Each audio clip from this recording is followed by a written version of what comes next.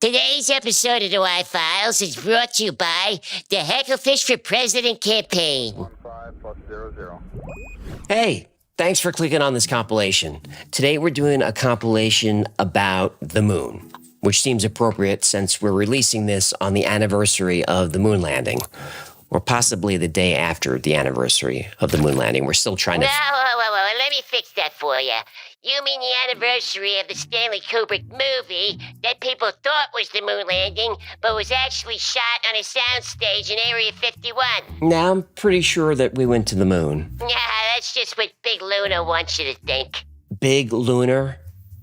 Wait, I told you I wanted to do this one alone. How did you even get past my firewall? Oh, that little piece of digital toilet paper you call a firewall. Oh, please. A couple of Czechoslovakian hackers owed me a solid. Czechoslovakia doesn't even exist anymore. Well, I wouldn't tell them that. How did you get past my security? Well, human, since you're so curious, I'll enlighten you. First, I reverse engineered your firewall's quantum encryption using the motherboard from an Atari 2600, a Rubik's Cube, and the tweezers from a game of Operation. What do you have, a toy box of games from the 80s that I don't know about? Next, I used a neural network trained on every episode of MacGyver to craft a cyber lockpick out of virtual paper clips and digital silly putty. Yeah, that's not how that works. Now, to be fair, the putty wasn't as silly as I hoped, but whatever. I'm in and I'm staying. So let's light this candle, huh? Fine. First, we have episode 68, the Hollow Moon Theory. And I'll admit that when I first heard this theory, I thought it was the dumbest thing I'd ever heard. And then about halfway through the research, I started thinking that the moon is kind of weird. And then by the time I finished the episode, I was fully convinced the moon is a hollow spaceship that was brought here from some part of the galaxy. Oh, it's because it is. There aren't many episodes of the Y-Files that turn me from skeptic to believer, but this is one of them, and it's one of my favorites. But before we start the episode, we've got a little surprise for you.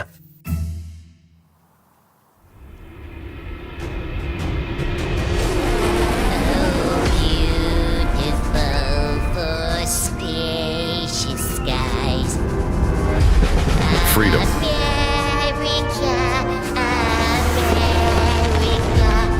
Liberty. From sea to shining sea. Vote. Hecklefish. Other candidates say they will lower taxes. But I say April 15th should just be another day, because taxes are theft. Other candidates are promising to bring down grocery prices. But I promise a crab cat in every pot, with boiling water, and corn, and a side of potatoes, and a vat of melted butter. Who else is promising you butter? Nobody! Other candidates say we need less government intervention. I say we need no government at all, just me in a big house. Preferably a White House. I'm not a politician. I'm one of you. Sort of. I'm a fish of the people. And we all want the same thing. Independence. And in these trying times, America needs a leader who isn't afraid to say what everyone's thinking, even if no one's actually thinking it. He's not a clownfish like those other candidates. I'm a goldfish. Vote for me. You won't regret it. Show your community exactly where you stand. With me, Hecklefish J. Moriarty. Available now is the Hecklefish for President yard sign, bumper sticker, and campaign button. Or if you're feeling really patriotic, get all three in one convenient package. You're gonna love my package.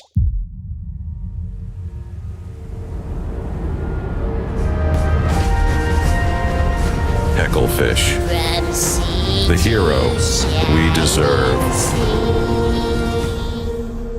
This ad was paid for and approved by the Hecklefish for President campaign.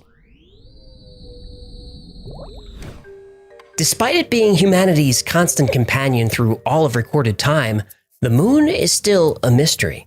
Science hasn't been able to explain how the moon was formed, its unusual orbit, its distance from us, its density, its composition, its structure, these are all still questions. Now, there are theories about the moon that solve some of these puzzles, but they don't solve all of them.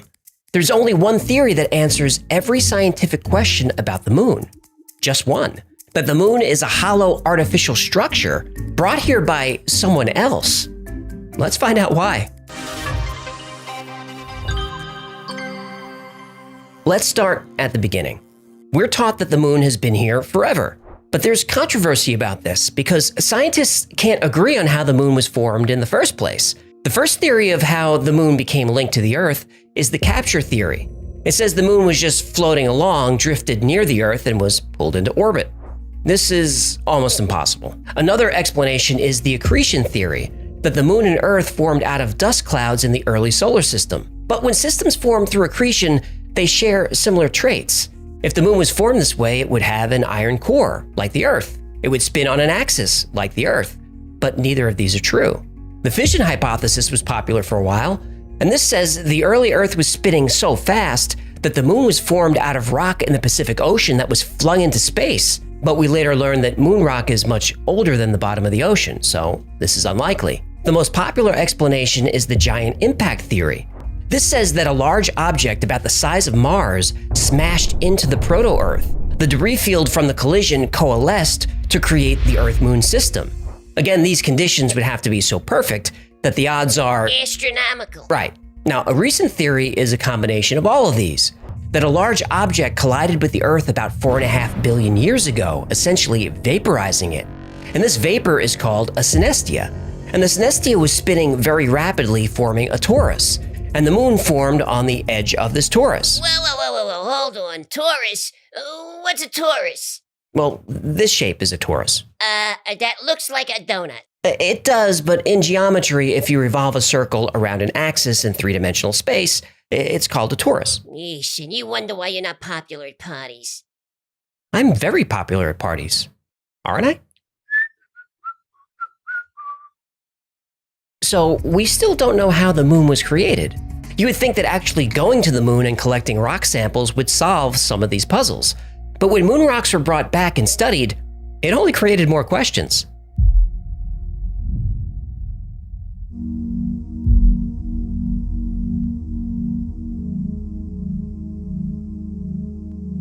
Since landing on the moon in 1969, The moon landing was as fake as a teenager's Instagram. I knew you were going to do this. Look, do you like the idea that the moon is a hollow spaceship? Well, yeah, I gotta admit, I do kind of like this idea. Okay, so for us to explore this theory, you need to concede that we went to the moon.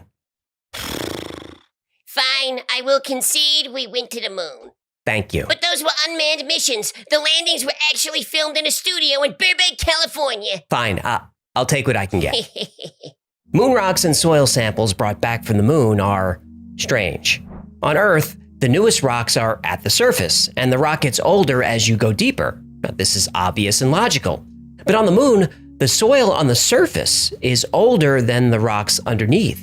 And the surface rocks are older than the rock underneath them. It's backwards. The only way this happens on Earth is when we drill, dig, and mine, bringing older material to the surface. But we see this all over the moon. Now, if the moon was somehow hollowed out, older rock would be on top. But the list of anomalies goes on. Typical planetary structures have denser materials toward the core and lighter materials toward the surface. On the moon, this too is reversed, and no one could really explain why. The moon's surface is pockmarked by asteroid impacts that have happened for billions of years, so you would expect the rock around the impact craters to be different ages. But there is a strange uniformity in the age of these rocks. The chemical makeup of lunar dust is also very odd. If lunar dust is the result of billions of years of impacts, why does it have a different chemical makeup of the rocks around it? The moon doesn't have a magnetic field, yet moon rocks are strongly magnetized. The Earth is 4.6 billion years old, but the oldest rocks we found are much younger than that. Moon rocks are older, much older. Some rocks have been dated to the very beginning of the solar system, and some are said to be even older than that. Uranium-236 and Neptunium-237 are found on the moon. This is notable because those radioactive elements don't occur naturally. The only way we see those isotopes on Earth is if we create them. Titanium, chromium, and zirconium are rare on Earth, but these are found in abundance on the moon. If the Earth and moon were formed together, why such a big discrepancy? And those metals happen to be some of the most strongest materials that are known to exist, and they're highly resistant to corrosion. If you wanted to reinforce a structure, these are the metals you would use. This structural reinforcement could explain why moon craters all seem to be the same depth, no matter how wide they are. Shouldn't craters of different sizes be of different depths?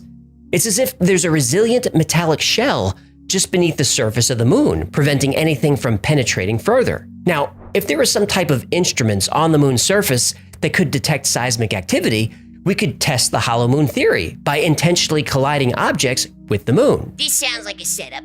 We did this, didn't we? We did. And is it hollow? Well, Heyo!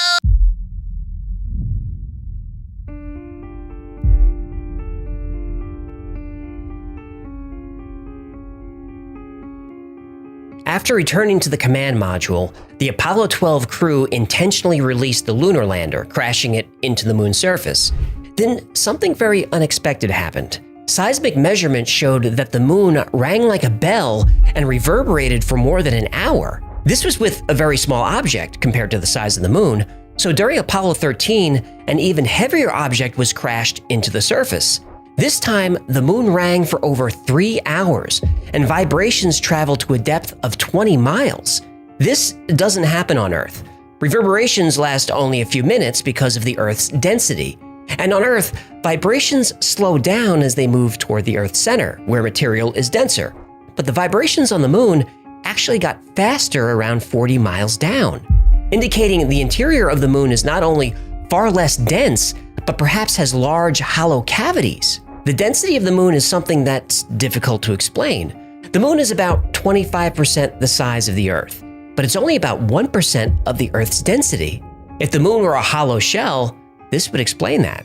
Besides the density issue, the moon has a lot of characteristics and coincidences that we don't see anywhere else. The moon is actually more like a planet than a moon. At 1/4 the Earth's size, no other object in the solar system has a moon this large. This occurs nowhere else, not in our solar system or any other solar system that we found. And the moon orbits much more closely than it should. And its orbit is also a mystery. It's the only object we've ever observed with a near perfectly circular orbit. We don't see this anywhere else either. Because of this near perfect orbit and its size and distance from the Earth, the moon appears in the sky as almost the exact same size as the sun. This is what allows us to have eclipses. Our distance to the sun is 400 times our distance to the moon, and the size of the sun is 400 times the size of the moon. Could this be a coincidence? Nah. Well, when enough coincidences pile up, we may have to adjust our thinking and be a little more open-minded. And that's what happened in 1970. 2 Soviet scientists looked at all the evidence and all these coincidences and came to what they felt was the only logical conclusion. And they agreed that their theory sounded crazy, but said not only is the moon hollow, but it's also a spacecraft that traveled here in the distant past. So now we have to ask, who built the moon?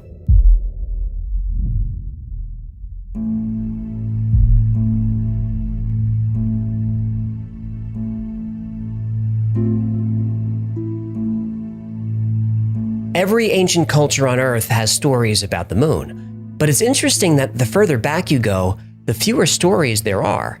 And if you go back far enough, there are stories that talk about a sky before the moon arrived. Roman and Greek authors in the 5th century BC have stories about the Proselynes, and they lived in an area called Arcadia.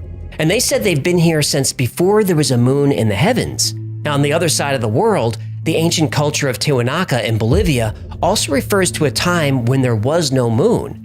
The Tiwanaku claim the moon arrived between 11,500 and 13,000 years ago. If you're into ancient theories as much as I am, you'll recognize that this time coincides perfectly with a period called the Younger Dryas. And all kinds of myths and mysteries are said to have happened during the Younger Dryas, and we'll cover them on this channel.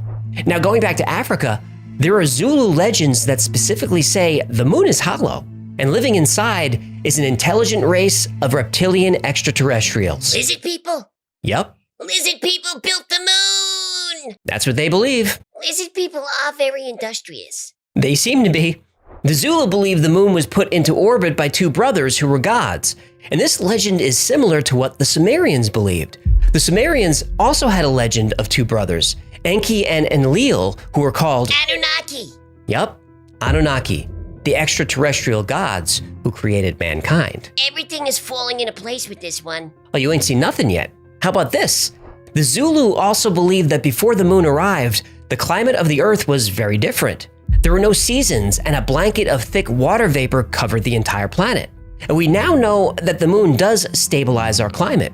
Without the moon's gravity, the Earth's axis would wobble. There would be no consistent seasons, no tides, extreme weather. The presence of the moon is what allows life on Earth to thrive. So back to the Zulu. The Earth was covered by a thick layer of water vapor, and you could only see the sun through this hazy mist. When the moon was finally placed into orbit, all this water vapor fell at once, and it created a cataclysmic global flood. Always a flood. Always, every time. Every ancient culture has a flood myth, and there's mounting evidence that this did indeed happen during the Younger Dryas. Cultures around the world have myths that are in perfect sync with each other. The coincidences keep piling up. The Zulu legend talks about how the arrival of the moon changed the tides and stabilized the climate. And this is something that wasn't understood by science until the past 100 years. Yet somehow the ancient Zulu were able to make the connection between the moon and the tides and the seasons. All of these myths and legends, plus strange coincidences and anomalies about the moon, start to add up to a compelling theory that the moon is hollow, is artificial, and was placed here by intelligent beings long ago. But coincidences aren't proof, and myths aren't proof. We need to know what's been happening on the moon lately to see if we can make our case with hard evidence. Lucky for us, the evidence is there.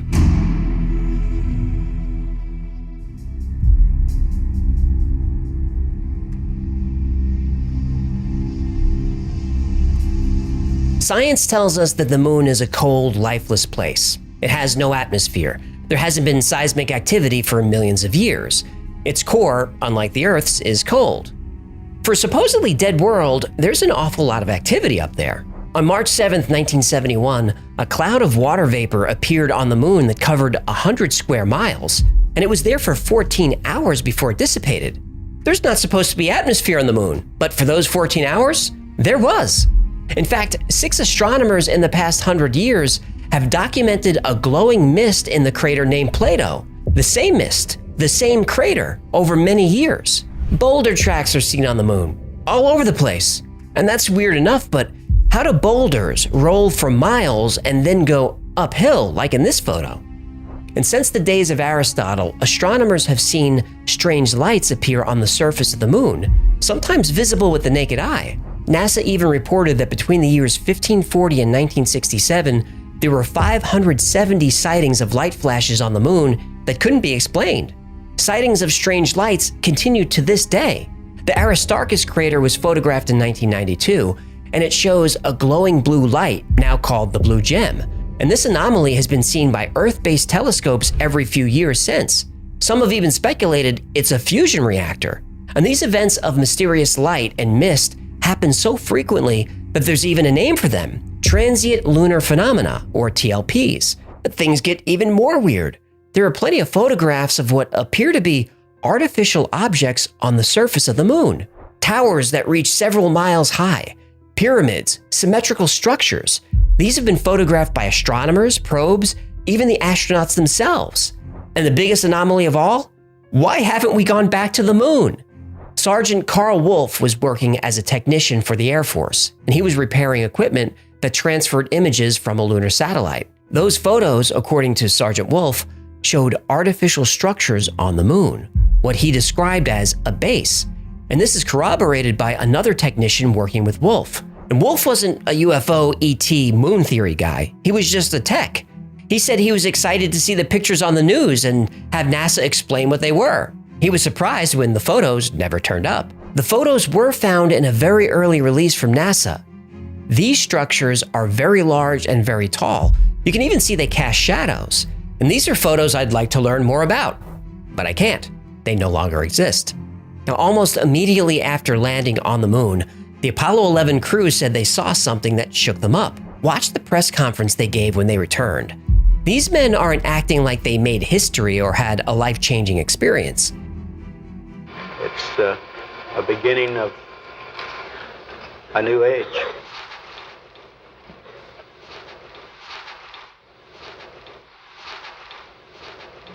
They look sad, frightened, uncomfortable, even depressed. Why? Is there a reason we haven't returned to the moon? And could it be that the Apollo missions discovered something that ancient cultures knew centuries ago? Something that reputable scientists believe is the only answer to this list of mysteries. That the moon is not what it seems or what we've been told. The moon is hollow, artificially constructed, and appeared in Earth's orbit from somewhere else, far away. Makes sense to me. Does it make sense to you? So what can science explain about the hollow moon spaceship theory? Well, the formation of the moon is still unknown, so score theory 1, science 0. The density problem is said to be because after the giant impact, the Earth's upper mantle formed the moon. The mantle is much less dense than the core. Okay, the problem with this is the giant impact theory probably isn't what happened. And the theory about the Earth and the moon forming out of that big donut shape? In geometry, that's called a torus. Torus. Well, that wouldn't explain the density discrepancy. We're told the moon ringing like a bell is because the moon is much less dense, and the moon's rock has much less water, so vibrations reverberate longer and farther. This can't be proven, but okay. The perfect eclipses? Well, here's where science wins. The eclipses aren't exact. They're close, but not perfect. Besides, the moon is drifting farther away from the Earth every year, so eclipses are becoming less and less perfect all the time. And whether the moon arrived 14,000 years ago or was formed billions of years ago, it was much closer to the Earth, so it was much larger in the sky. Now, NASA claims that we know the moon isn't hollow because of seismic observations. And that's fair, but it's still conjecture. Look, we don't know for sure what's at the center of the Earth, much less what's at the center of the moon. If there's anything at all. Right. Now, the structures are said to be shadows or optical illusions. Nope. And the lights are from meteor impacts or reflections from glassy patches on the surface. Nope. But the bottom line is this. Yes, the hollow moon spaceship theory is a wild one, I admit that. And many of the anomalies found on the moon can be explained. The explanations aren't perfect, but they're enough to satisfy skeptics. And I consider myself a skeptic, but I'm open-minded. I just want to know the truth. And when I started researching this story, I thought it would be a fun ride, a pure tinfoil hat experience that we could button up with science. That's not what happened. There's just so much unknown and unexplainable that something doesn't feel right about what we've been told about the moon. But as always, the space agencies and the governments they serve are very selective about the images and information they release. So I have a message for them. For NASA, the European Space Agency, Russia, China, Elon Musk, Richard Branson, Jeff Bezos, and anyone with the resources to put people back on the moon. The message is this: if you want us to believe your explanations, you're gonna have to prove it. 3+1,5+00. Yeah, that episode got me wondering who's really on the moon. We just said it in the episode. Lizard people. I didn't say that, you did. Okay, well, officially Apollo 17 was the last manned mission to the moon, but 20 were planned, just 18, 19, and 20 were canceled due to budget cuts or whatever. But there is the theory that Apollo 20 did go forward, and it was a mission to the moon to explore an alien spacecraft. Well, how can they explore an alien ship on a soundstage in Area 51? No, they actually... Oh, they probably just drove it in with a flatbed. Well, whatever happened, this episode has a lot of good images in it. Not those black and white blurry images. There's actual color video of what they found up there. This is a wild one. The Apollo spaceflight program lasted from 1961 to 1972. Apollo 11 was Neil Armstrong's famous first step. Apollo 17 was the last manned mission to the moon. In all, 20 Apollo flights were planned, but Apollo 18, 19, and 20 were canceled. But in 2007, a retired astronaut blew the whistle and claimed Apollo 18, 19, and 20 did happen, but they were highly classified. He knows this because he was the commander of Apollo 20. He said the reason these missions were kept secret is because of what they found on the moon. Well, not just what they found, also who they found.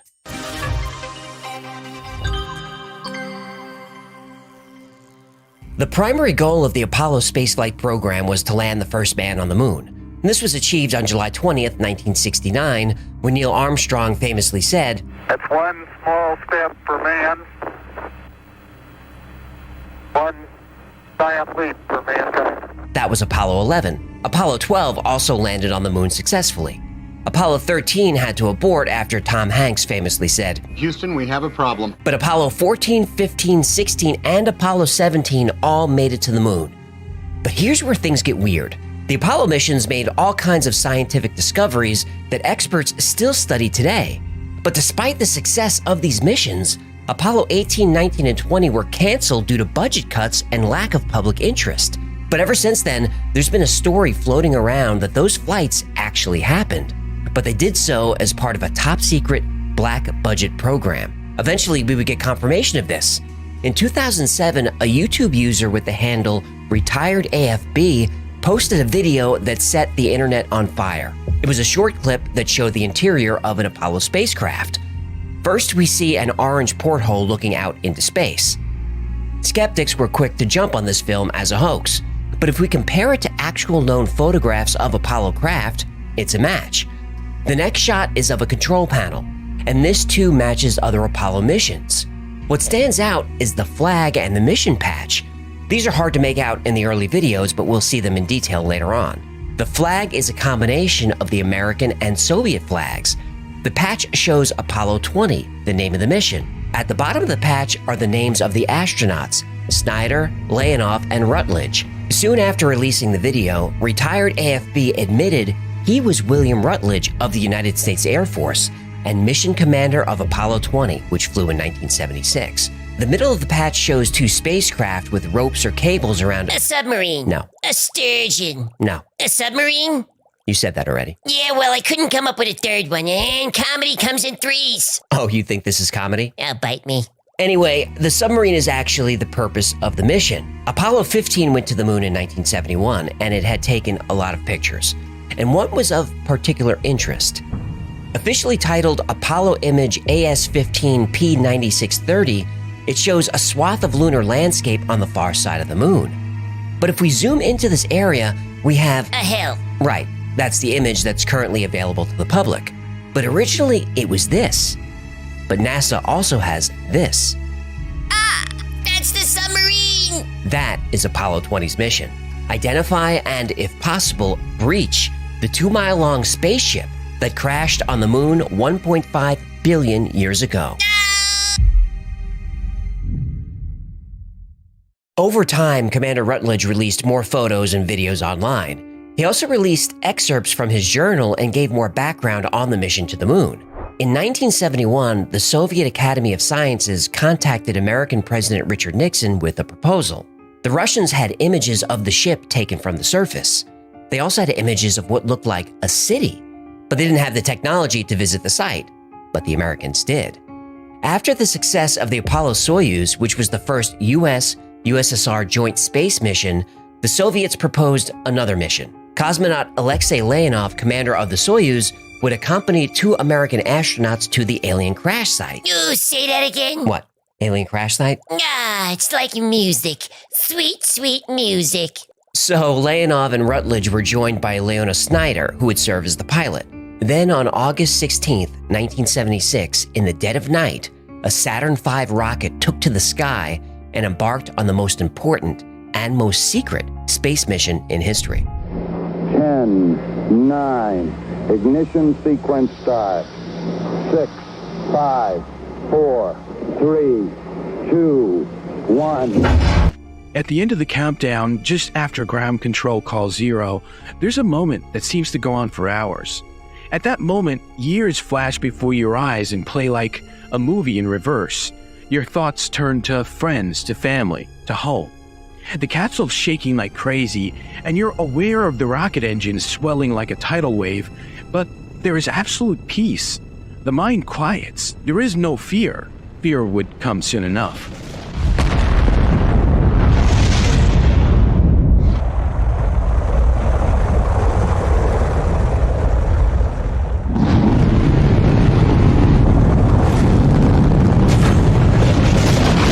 Liftoff is called and the rocket begins to float. People think you shoot off the pad like a bullet, but in truth, you hover. Just for a second, not even a heartbeat. You float. But the next second begins a physical ordeal that will last 8.5 minutes.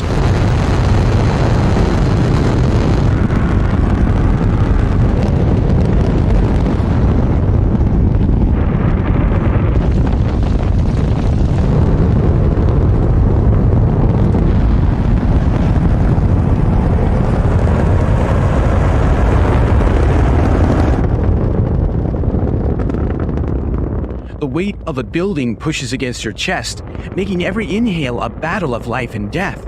It's not uncommon for someone to pass out during these 8.5 minutes, though when that happens, we'd never tell. After the crushing journey through the atmosphere, you go from 3 Gs to weightless in an instant. It's like a tether suddenly snaps, and then you float. It's not uncommon for someone to vomit at this point, but again, we never tell. I look down at the earth and white clouds swirl over blue oceans. I look at the land 125 miles down and get the sense that someone somewhere is looking up. I take a moment to catch my breath and smile. Those 8.5 minutes roaring through the Earth's atmosphere, that was the easy part. 3 days later, on August 19th at about 10:30 in the morning, the Apollo 20 crew entered lunar orbit. Then the crew was informed of a secondary objective for this mission: track down and find out what happened to Apollo 19. Whoa, what? Well, the Russians had much better information about the alien crash site, which is why the Americans agreed to a joint mission. The United States sent Apollo 19 to explore the wreckage a few months earlier, but the mission failed. Only the Apollo 19 crew and the most senior people at NASA knew about this mission. The launch and transit to the moon went fine, but ground control lost radio contact when Apollo 19 got to the far side of the moon. They hadn't been heard from since.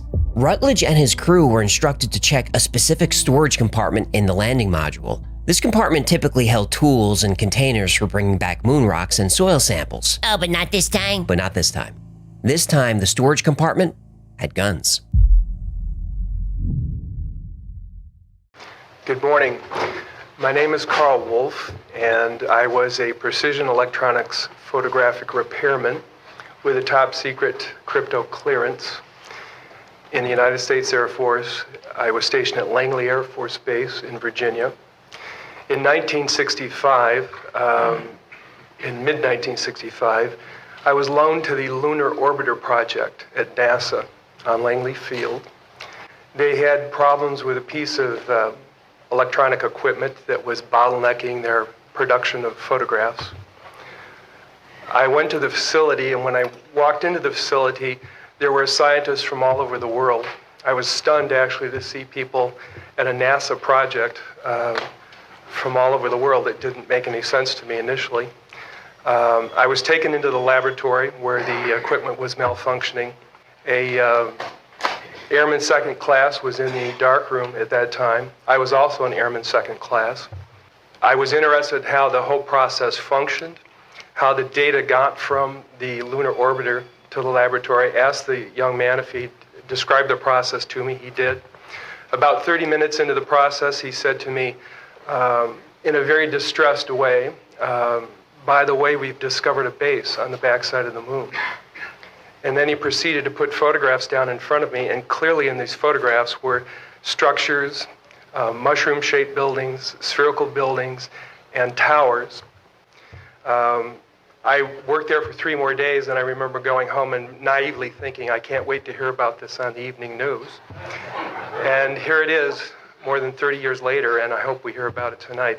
And I will testify under oath before Congress that what I'm saying is the truth. Rutledge and Leonov sat in silence as the moon rover closed the distance between the landing site and the alien ship. Rutledge felt that the silence was inspired by part wonder and part fear. The hull of the ship first appeared over the moon horizon, looking like another hill. But as they drove closer, the men's chins slowly raised higher and higher. When they were finally in the shadow of the craft, it was hard to tell how big it really was. Unsure of the ground underneath, they decided to park the rover about 800 feet from the craft and travel the rest of the way on foot. Rutledge and Leonov chatted amiably on the walk, but the closer they got to the ship, the quieter they got. It was massive and awe-inspiring. The ship was over 300 feet high, the length of a football field, and as high as a 30-story building, and just as wide. The length of the ship seemed to go on forever. They knew the ship was 2 miles long, but that's just a number until you're right on top of it. The first thing we noticed was how old the ship was. Having been on the moon for over 1 billion years, it almost looked like part of the landscape. The hull of the vessel was coated in moon dust, the powder that turned everything here gray. Another indication of the ship's age was that it was pockmarked with ancient meteor impacts. This alien ship has been here since before the Pyramid of Giza was built, before the Sumerian civilization emerged. But I started to become dizzy, realizing the ship has been here since before the first dinosaurs walked the earth. Everything about this mission stretched the limits of the human mind. It was too big to comprehend, too old to comprehend. Here I was, walking on the surface of the moon, having traveled here in a rocket, the pinnacle of human technological achievement. And yet, in the shadow of this ancient relic that somehow made its way here from a distant star 1,000 millennia ago, I felt like little more than a caveman. Compared to this technology, our species was still rubbing sticks together to make fire. At that moment, I felt very, very small. They had no trouble entering the ship. It looked like the area was cleared by heavy equipment, though there were no machines in sight. The exterior of the ship was covered with impacts, strange shapes, and markings, but the interior walls were perfectly smooth. Before going further, Rutledge and Leonov took a quick minute to confirm they still had radio contact to Leona in orbit and to ground control on Earth. They did. Over many centuries, lunar soil filled the floor of the ship. They weren't stepping on metal.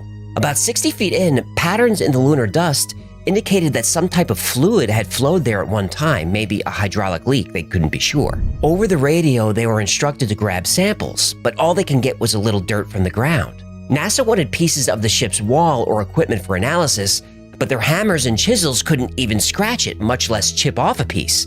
But the walls did have a strange property: gravity. A gravitational field could be felt coming from the walls. And now that they focused on it, gravity on the ground felt slightly stronger on the inside of the ship. Rutledge speculated that this would make interstellar travel much easier. We take gravity for granted on Earth, but it is very much a key to our survival. When the human body is without gravity, it experiences physiological stress almost instantly.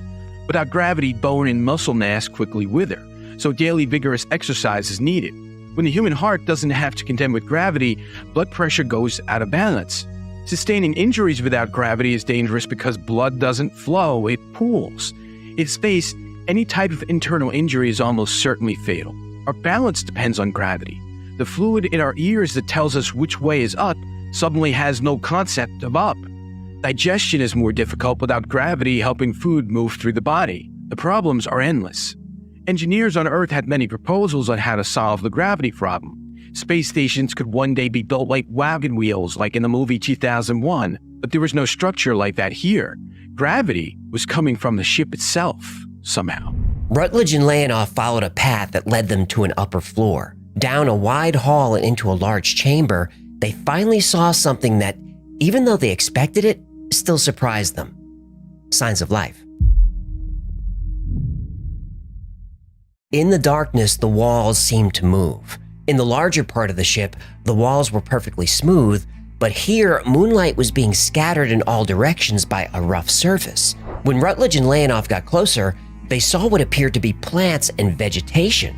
Dried purple vines 100 feet tall lined the walls.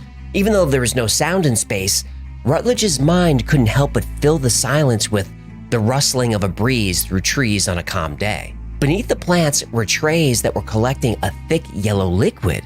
Upon closer inspection, it was gold and phosphorescent. Finally, something could be recovered from the alien ship.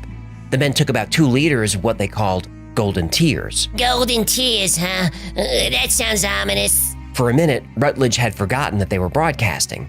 From lunar orbit, Leona broke in. We've got Houston on the line. Patch him through, Leona.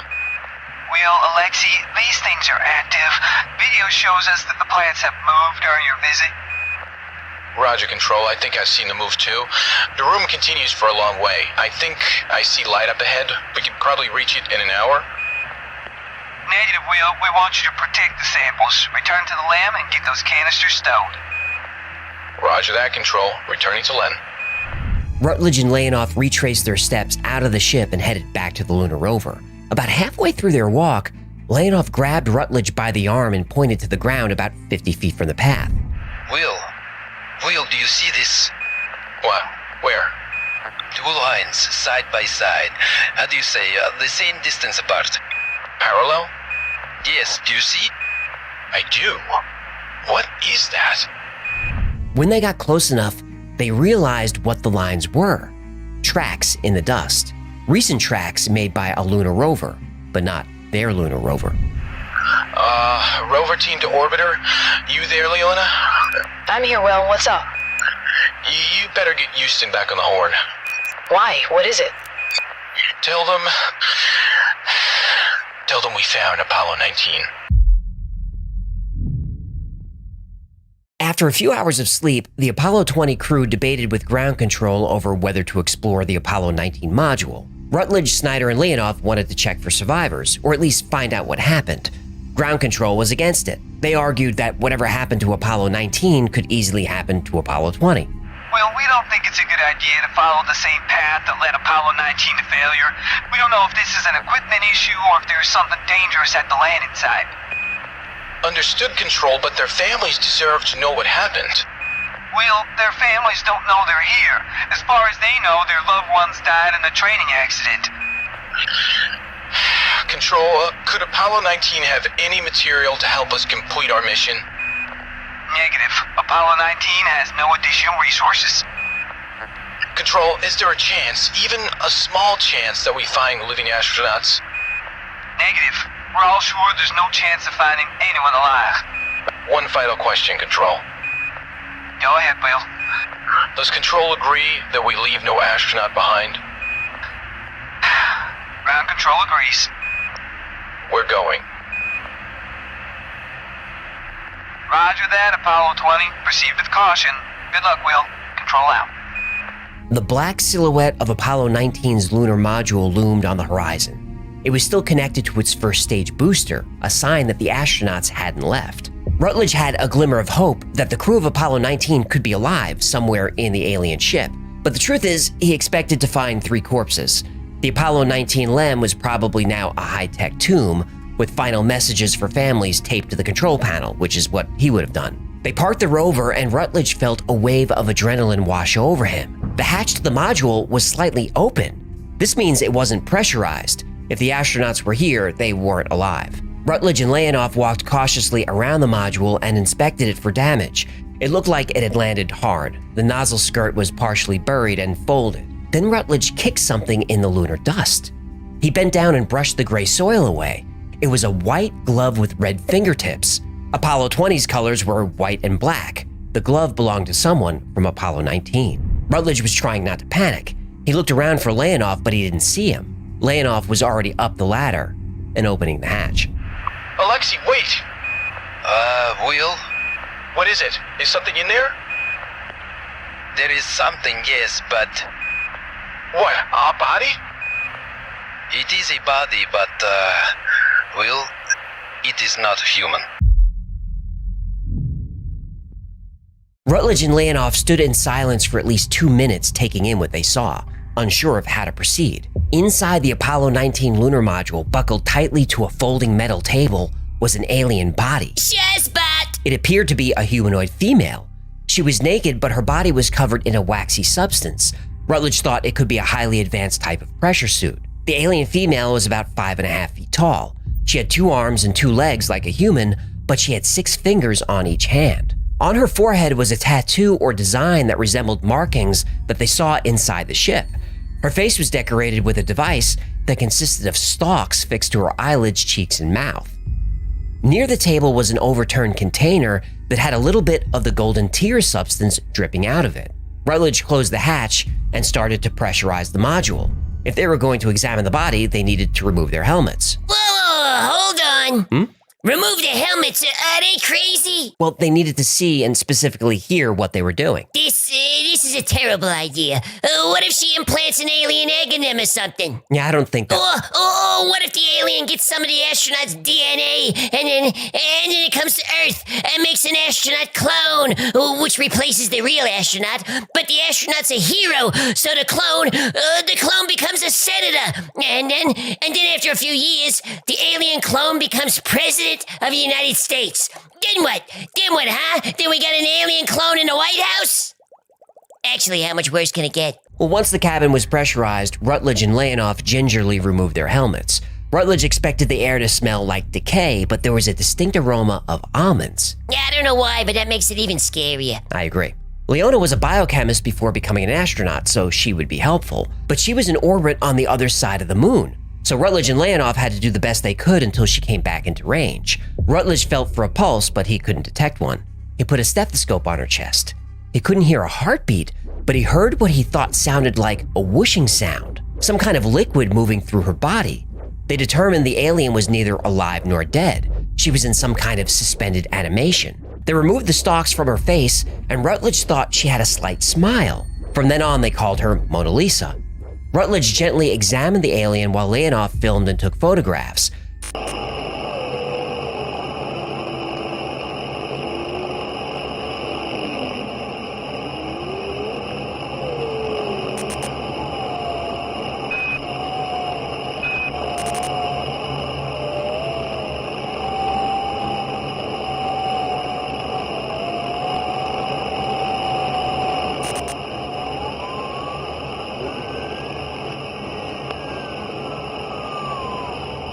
Finally, Leona Snyder was back in range. She radioed down, but this time on a private channel. Snyder to Rover? Will? You okay? We're okay, Leona. We found something unexpected in the Apollo 19 LEM. No crew, but, We know. Houston is back online. We can see everything. You want to patch me through?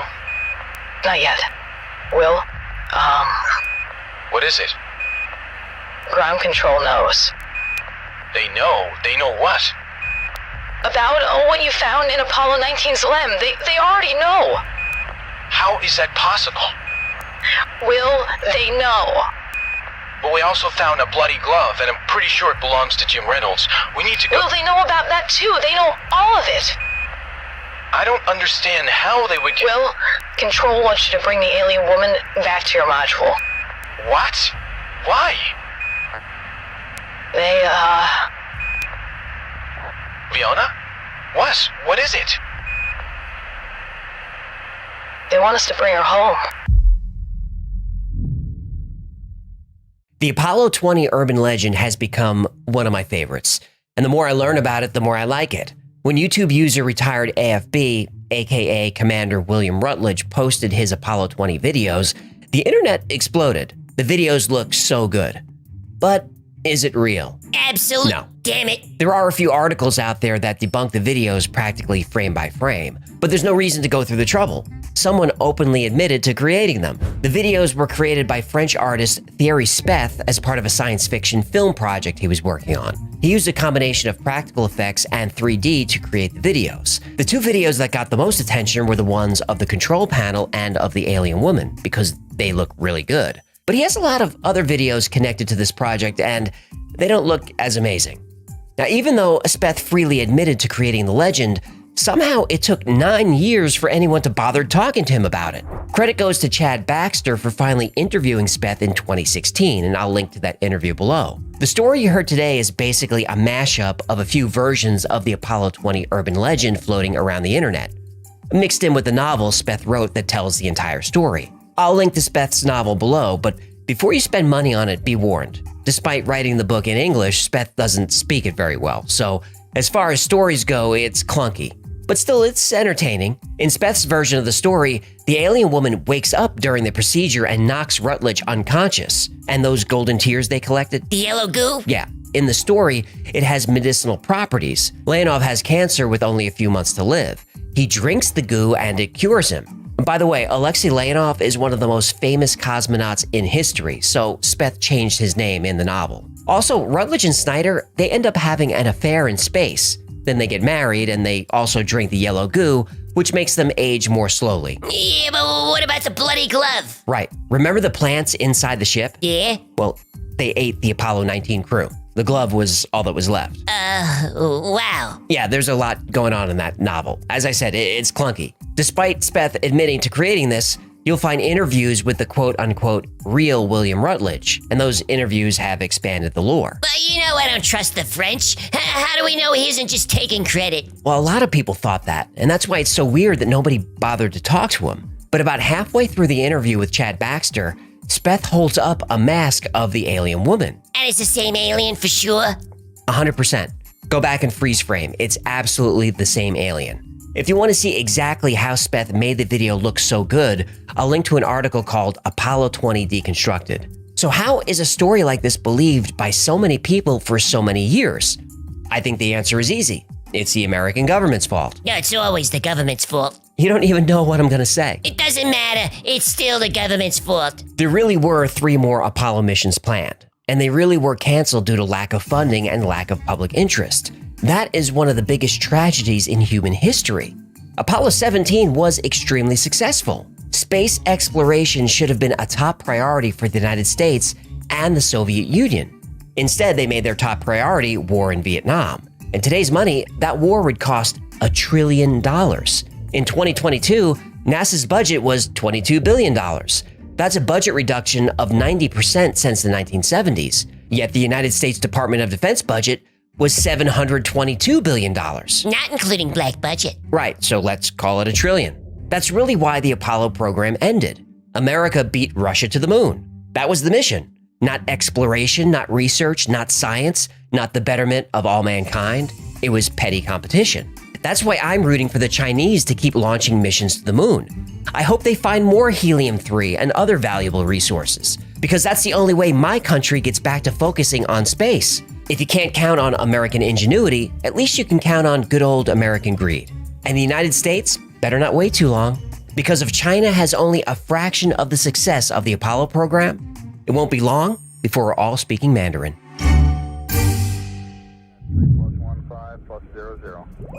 Yeah, so that one is debunked, but I still think the moon is weird.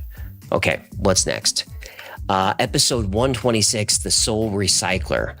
Okay, this one is the theory that the moon was built by the Anunnaki and is now used as a base for reptilian humanoids to use human soul energy for food. Oh, lizard people love eating human. When lizard people say they're going out for Chinese, they mean that literally. Okay, that's enough. It's a cookbook. It's a cookbook. Twilight Zone? I know it's the Twilight Zone.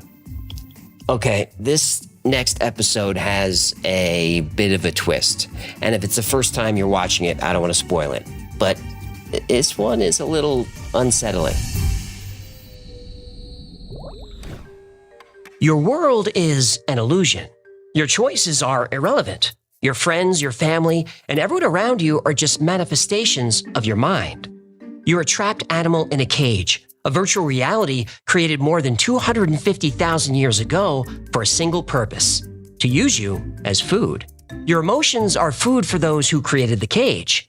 Feelings of happiness and joy are digestible, but those emotions are nowhere near as nourishing as sadness, malice, and especially anger. Pain on a small scale is good, but pain due to war, famine, and pandemics? Well, that's even better. You're born, you grow, and you spend the first third of your life learning how to live in a society that barely knows you exist. Maybe you get married, have kids, maybe even grandkids. Then you die, and the pain ends. But death is just the beginning, because now you get to do it all over again.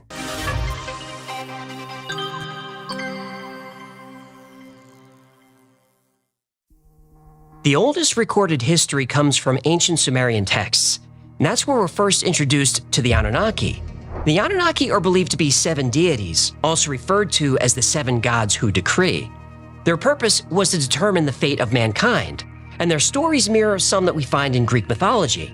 And like the Greek gods, the Anunnaki dwell in the heavens, but also interact with people and influence events here on Earth. Gods from polytheistic religions like the Anunnaki, the Greek gods, and the Roman gods served many purposes. They were used to explain natural phenomena like Zeus creating thunderstorms. Thor also served this role in Norse mythology. The gods provided comfort about the uncertainties of life and questions about mortality, the afterlife, and human suffering. Gods and their myths established social norms and values. Myths often included lessons about the virtues of honesty, courage, and wisdom, or the danger of hubris and deceit. Worshipping gods who represent these qualities creates a framework for social and moral order. Gods are part of the creation myth of many cultures, used to explain the origin of mankind. This was also true for the ancient Sumerians. In the Epic of Gilgamesh, written thousands of years ago, the Anunnaki are directly involved in the creation of humans. However, the stories about the Anunnaki might not be myths. The stories might be history. Zecharia Sitchin, in his book The 12th Planet, claims the Anunnaki are actually aliens who visited Earth thousands of years ago from their home planet Nibiru. When they arrived, the deity called Enki added alien DNA to ancient man, and the result was us. The intention was to create a slave species to mine gold for the Anunnaki. The gold was refined and used in terraforming their home planet, which was suffering from a poisoned atmosphere. Now, this may sound like a far-fetched story to some, Not to me. but this creation story shows up in other cultures as well. There's an ancient Zulu legend about two brothers named Wawani and Mpanku, who were from an alien race with scaly skin. Thousands of years ago, the brothers stole an egg from a fire dragon, emptied out the yolk until it was hollow, and then rolled it across the sky to Earth. That egg was the moon. Many ancient texts describe a time when the moon didn't exist, or at least it didn't exist here. Aristotle wrote about the Pelasgians, who lived in ancient Greece since the oldest days, at a time before the moon. Apollonius of Rhodes also talks about a time when the moon wasn't yet in the sky. In ages past, before the silver orb adorned night's somber shroud, Gaia stood alone. The tides lay still, untouched by Lunar's grasp, and darkness reigned where moonlight never cast its tranquil spell. Oh, how the gods conspired to shape that radiant disk. Greek historian Plutarch wrote about the Arcadians. They were a very ancient people who lived in Greece. Plutarch described them as a pre-lunar people. Roman poet Ovid also wrote about the Arcadians. In Arcadia's lush fields, where Pan's flute sang, a truth lies hidden, nearly forgot by man. The Arcadians are said to have possessed their land before the birth of Zeus, and the folk is older than the moon. Evidence of a sky with no moon has also been found on the other side of the world. In the ancient site of Tiwanaku in Bolivia, there are symbols that depict the moon coming into orbit, and this happened at a specific moment in time thousands of years ago, long before recorded history. According to the Zulu and other ancient cultures, the moon didn't form. The moon was built, and not built here. The Zulus say that the moon was built in another part of the galaxy by the alien race that Wawani and Mpanku came from. They built the moon as a monitoring station to keep an eye on us, the human race. But what kind of aliens are depicted in these old legends? They're not the small gray aliens. The aliens that built the moon are reptilian. Lizard people? Yep, lizard people. Lizard. Lizard. Lizard. Lizard. Better. Let's go!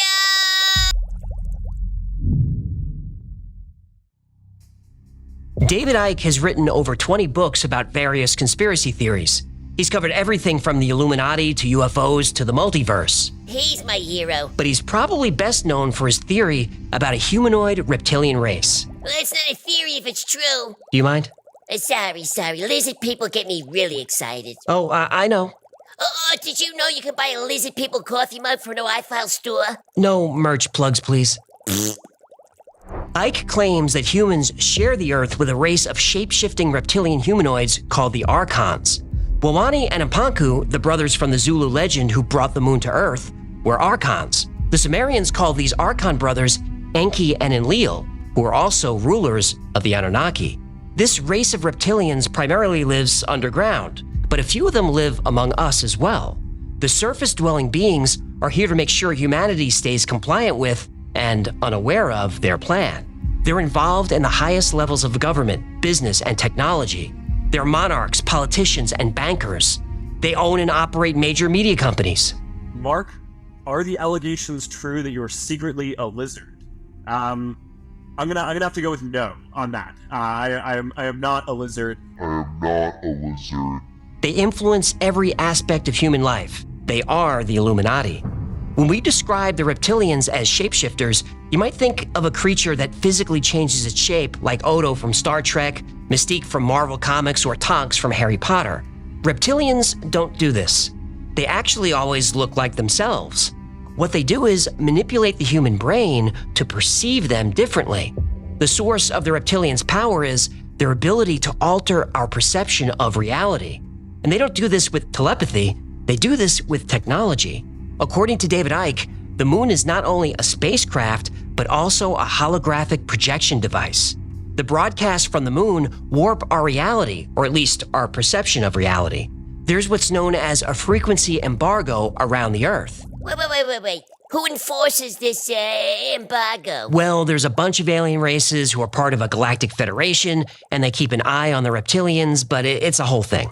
Go on, I got time. No, it needs its own video. She got me all excited.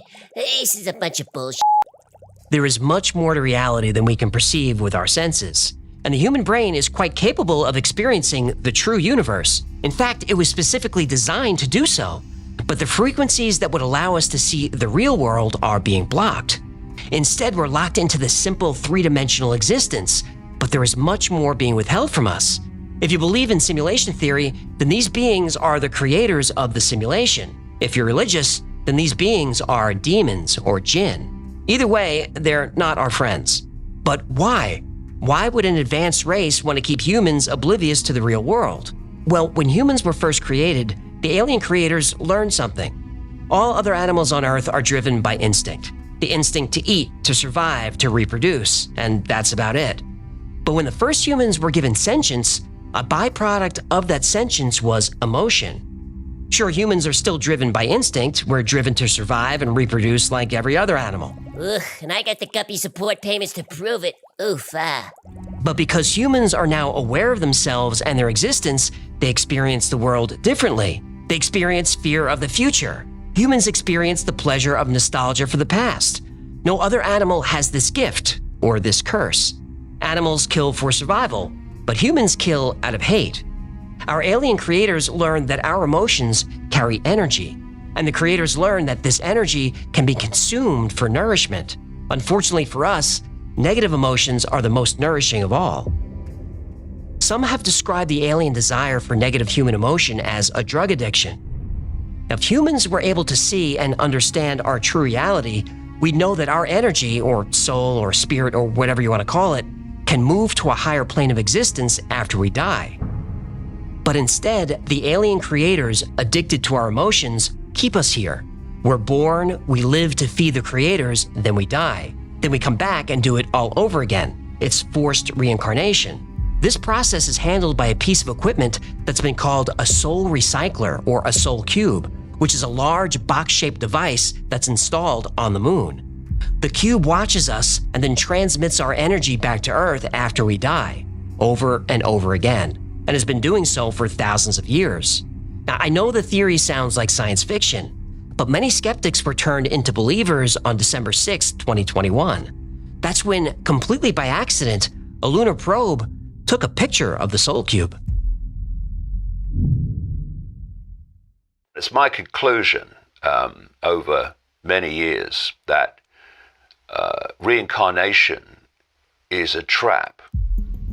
It's not that it doesn't exist, although I don't think it's quite the same as it's explained. It's a bit more subtle, maybe, but I do think it's a trap.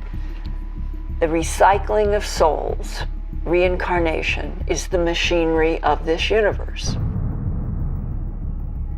John Lear, son of Learjet inventor Bill Lear, flew his first flight at age 14. He became a stunt pilot, a contract pilot for the CIA, and set multiple aviation records. But John Lear's most known for his theories about the alien presence on Earth. He's also exposed a lot of information about the cube-shaped soul catcher on the moon.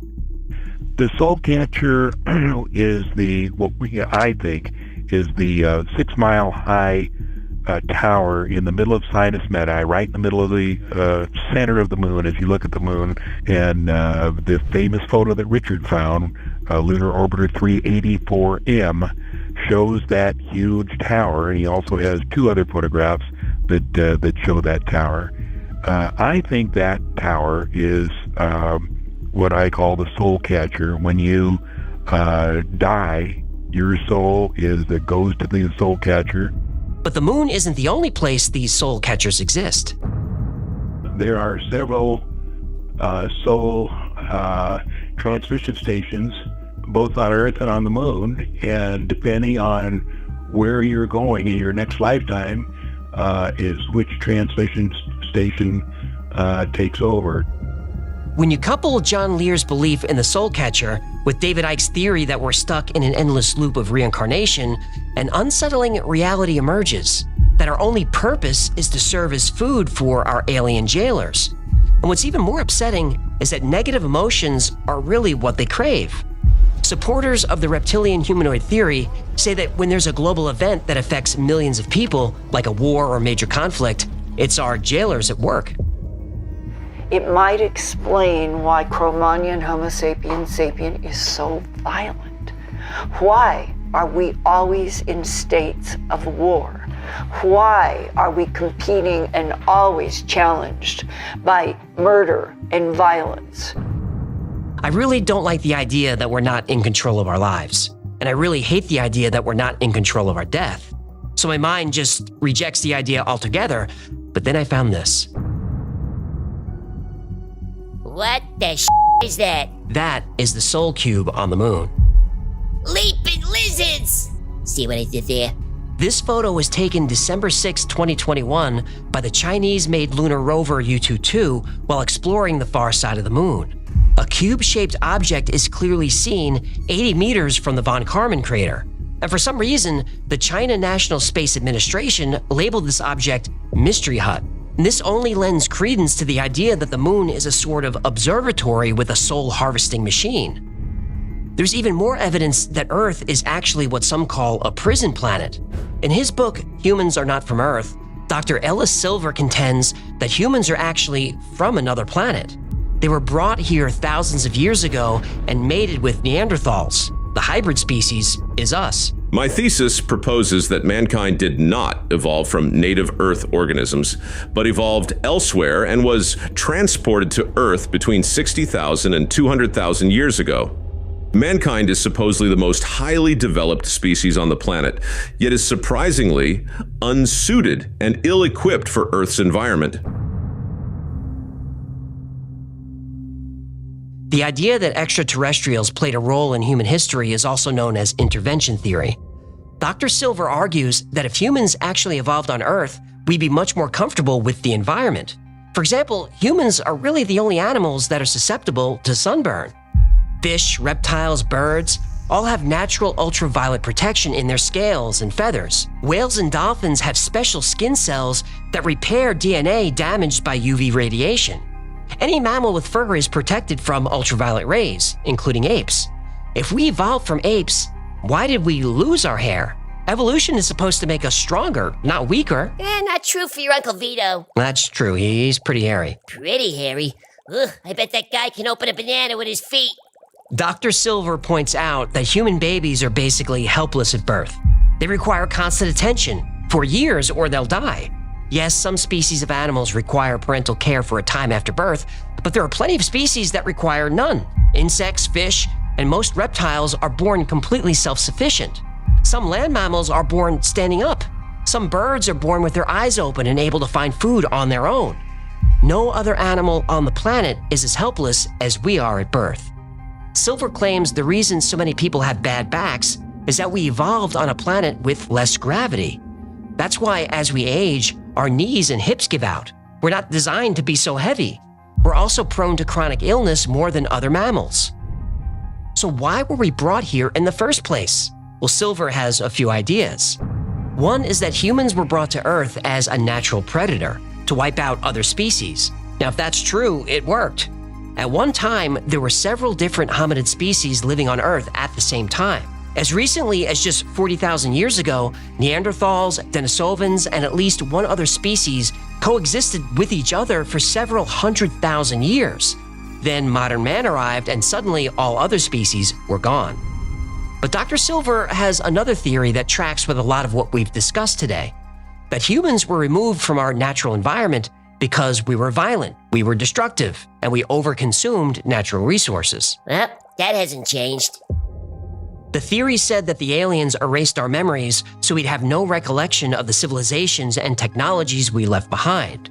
Then they dropped us off on Earth and left us to our own devices. They watched us for a while to see how we developed, and eventually they left.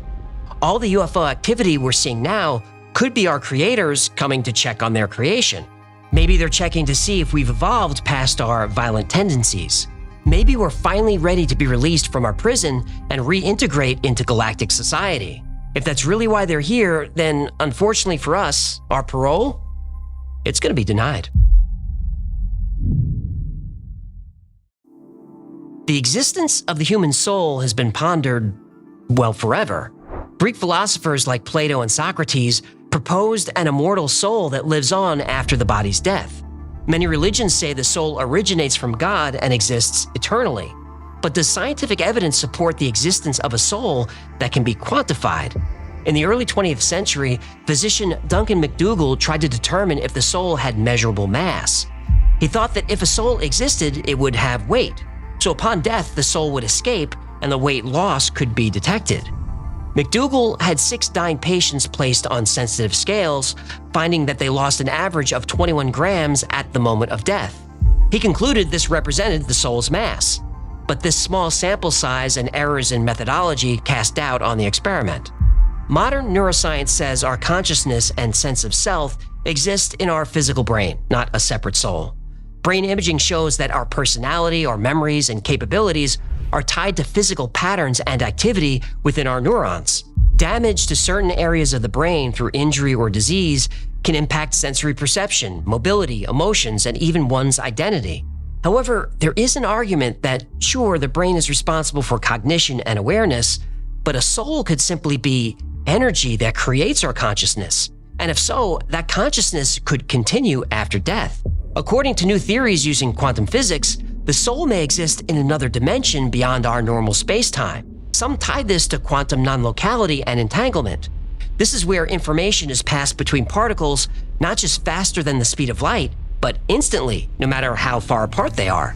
This theory says the soul interacts with the human body through quantum states, exchanging information instantly across any distance. Studies of near-death experiences provide intriguing reports of the soul leaving the body and passing through a tunnel and encountering angelic beings or dead relatives. Yet neuroscience says many elements of NDEs are generated by physical brain activity under stress. Out-of-body and near-death episodes have been induced in controlled settings by stimulating specific parts of the brain. Conclusive scientific evidence of the human soul has yet to be discovered. But maybe the soul isn't meant to be detected with a scale or a microscope or a computer. And just because we can't see it doesn't mean it's not there. Religions around the world say the soul is eternal. In Judaism, Christianity, and Islam, the soul originates from God and can achieve eternal life through faith and virtuous living. Hinduism and Sikhism believe the soul is immortal and reincarnated based on karma. Buddhism is a little different though. The Wheel of Life provides a symbolic map of samsara in Buddhism. Buddhists must attain enlightenment before moving beyond this cycle, and that can take many, many tries. And that's starting to sound a lot like the Soul Recycler. And here's something interesting. In the image of the Wheel of Life, which is found on the walls of monasteries and schools all over the world, Buddha's pointing at the moon.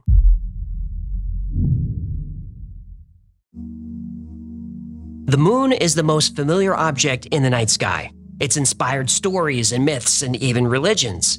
The moon has fueled scientific intrigue throughout human history. But here's the thing. The moon is weird. By all accounts, it shouldn't even be there. The moon's orbit is extremely close to the Earth. In fact, it's the largest moon in relation to its host planet in our entire solar system, or any solar system. We've never found anything like this in the galaxy. And this proximity has made total solar eclipses possible. This is because of the precise diameters and distances between the sun, moon, and Earth. This is an unbelievable coincidence. Some might say impossible. There is no astronomical reason why the moon and the sun should fit so well. It is the sheerest of coincidences, and only the Earth among all the planets is blessed in this fashion. It's not only too close, it's too big. That's what she said. What? Using other planets as a reference, the size of the moon should be about 40 miles in diameter. That's it. It's over 2,000 miles wide. This is also not seen anywhere else. The closest comparison is Pluto and its moon Charon, which is about 2/3 the size of Pluto. But this probably doesn't count because Pluto and Charon are a double dwarf planet. That's what she said. What? The Earth and Moon are also really a double planet. But there's something else strange about that. The barycenter, or center of gravity between the Earth and Moon, is inside the Earth. That means there should be a wobble in the Moon's orbit. The Moon does wobble a little bit, but its orbit is one of the most perfectly circular that's ever been seen. The Moon is also precisely locked in orbit so the same side always faces Earth. This is also highly unusual among moons and planets. Some scientists argue that the Moon doesn't wobble because it's not very dense. But that's also a problem. If the Moon and Earth were formed at the same time, which is the leading theory, then why is the Earth so much more dense? Because the moon is hollow. Right. The lunar orbiter experiments vastly improved our knowledge of the moon's gravitational field, indicating the frightening possibility that the moon might be hollow. In November 1969, Apollo 12 launched as NASA's second manned mission to the moon. One of the key objectives was investigating the moon's interior. Apollo 12 astronauts placed seismometers on the lunar surface, similar to those used to detect earthquakes on Earth. The astronauts then intentionally crashed their ascent stage module into the moon to gather seismic data. Now, instead of typical seismic patterns, the data showed the moon vibrating for over an hour. The moon was famously described as ringing like a bell. The phenomenon led some to speculate that the moon might be hollow or contain significant hollow spaces. This theory is supported by the still classified Apollo 17 project called Chapel Bell. And this sounds like an experiment that has something to do with sound, but all these years later, it's still classified. Why?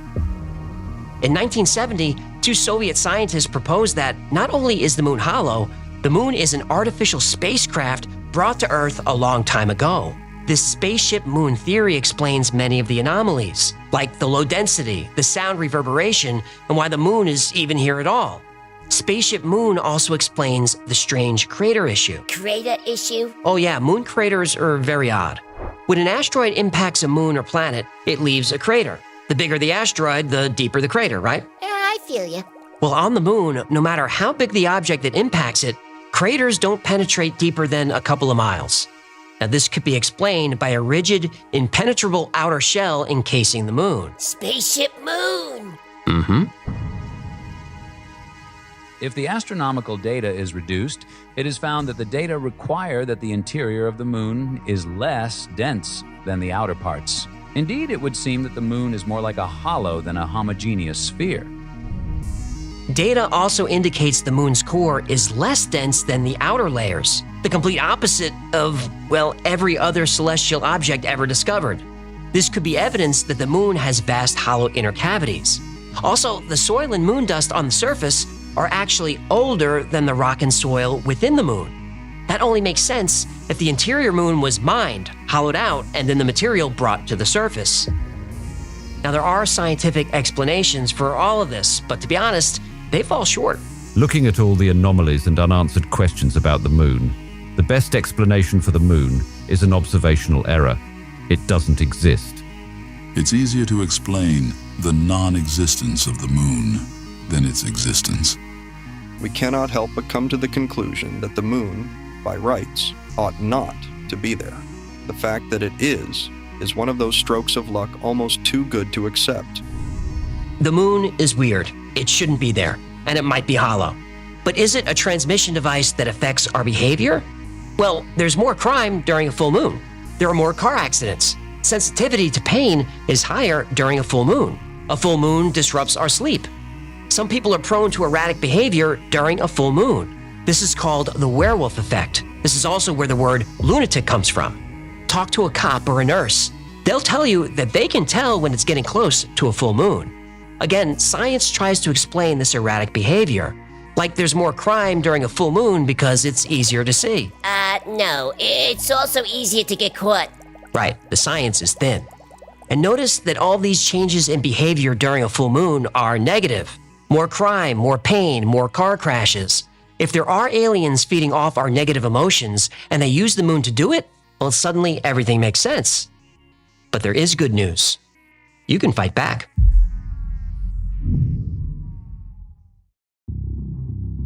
Reptilian humanoid aliens using technology to alter our reality in order to create negative emotions? Our souls being used for food, then recycled over and over again on the moon? This story is a lot. And how much of it is true? Well, a lot of it depends on your perspective and what you choose to believe. But let's take it one piece at a time.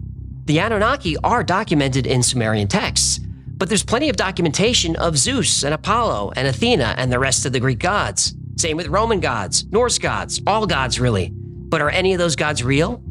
Well, you decide. But Zecharia Sitchin's interpretations of Sumerian texts have been largely discredited and disregarded. He's been criticized for inaccurate translations of the Sumerian tablets.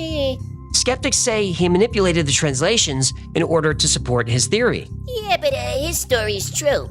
Maybe. But the story about gods coming from the sky, creating man or helping man, that story's almost universal.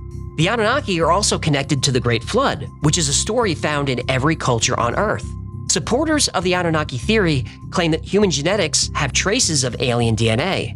The truth is, human DNA is pretty boring. Our DNA is close to everything on Earth. Chimps share almost 99% of their DNA with humans. Dogs and cows share around 80%. Birds and humans share 65% of their DNA. Humans even share over 50% of their DNA with bananas. You're related to a banana? Yup. Maybe that's why you got a peel.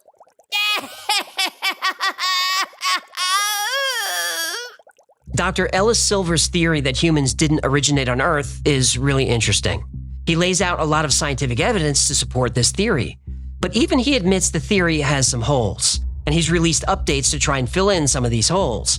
Still, mainstream science rejects the idea that humans originated on a different planet. But there is a wrinkle. In 2020, researchers discovered that about 50,000 years ago, ancient humans procreated with a species that scientists didn't know existed. They call this ghost DNA, and the timing lines up perfectly with Dr. Silver's theory.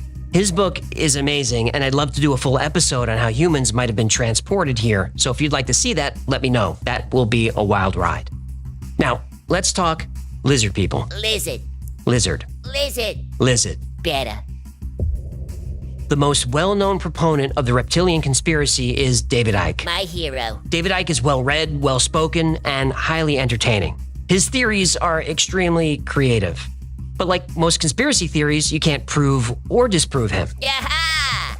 But remember, in 1991, he claimed to be the son of God and the world was going to end, and he made this claim on television while wearing a turquoise tracksuit. Good to see you.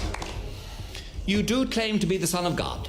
Oh, come on, heroes wear tracksuits. The lizard people story seems to have started in 1934 with an LA Times article. A mining engineer claimed to have found tunnels underneath Los Angeles. A Hopi Indian told him the legend of the lizard people, who are an advanced race that escaped through the tunnels 5,000 years ago. Well, that's why so many movie stars are shape-shifting lizard people. Easy commute. Maybe, but there are no tunnels and there is no Hopi legend of the lizard people, so I don't believe that one. And honestly, when I started this topic, I didn't believe any of it. Well, except for the moon stuff. The moon is weird. But while researching, I found myself bouncing between feelings of depression and fear and anxiety and especially anger. The message boards, blogs, comment sections I came across are filled with people expressing outrage. They're furious that they have us all trapped in this never-ending loop of misery, that we're made to endure this torturous, unfair life time and time again. We're not given a choice to come back or not. Our only purpose is to be food for our prison guards. But if they truly believe that an advanced race is feeding off our negative emotions, well, they're giving our jailers exactly what they want. There were so many comments that were blame-seeking. I saw a lot of people with a self-centered victim mentality. It was frustrating to read, but I understand it. Life is hard. Life is unpredictable, and life is painful. When things in life go wrong, it's easy to shift responsibility to a theoretical they instead of looking in the mirror. David Icke, John Lear, and others who promote the reptilian conspiracy say that we don't have to exist in an endless cycle of pain and reincarnation. Negative emotions fuel the cycle. Positive emotions can break it. So you have a choice. You can choose to be the change. Choose kindness over anger. Choose acceptance over judgment, and choose gratitude over the endless desire for more. Choose joy over sadness and mercy over revenge. Just choose love over hate. Now, I know it's not easy. I really do. But your life really can be whatever you want it to be. The choice is yours. 3+1,5+00. Now, I'm not religious, but this episode makes me hope there's a heaven. Heaven? Ah, that's just a marketing campaign. Heaven is a marketing campaign. The lizard people invented the concept of heaven to trick us into giving up our souls. They're a bunch of scaly schemers. Well, next up Yeah, is... see? I'll fake a moon arising.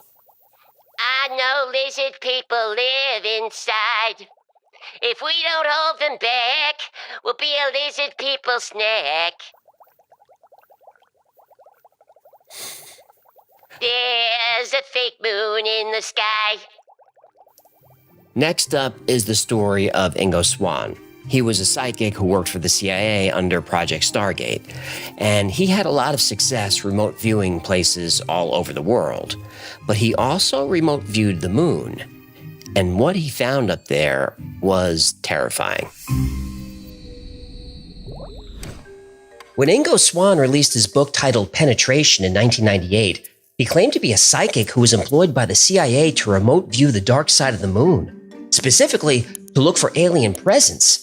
It sounded like science fiction, but in 2006, when the CIA started releasing documents on the Stargate project, Swan's participation in the program was confirmed. When Swan was asked about the existence of extraterrestrials, he said not only were they already here, but they are building something on the far side of the moon. And, according to Swan, these aliens aren't friendly. Let's find out why.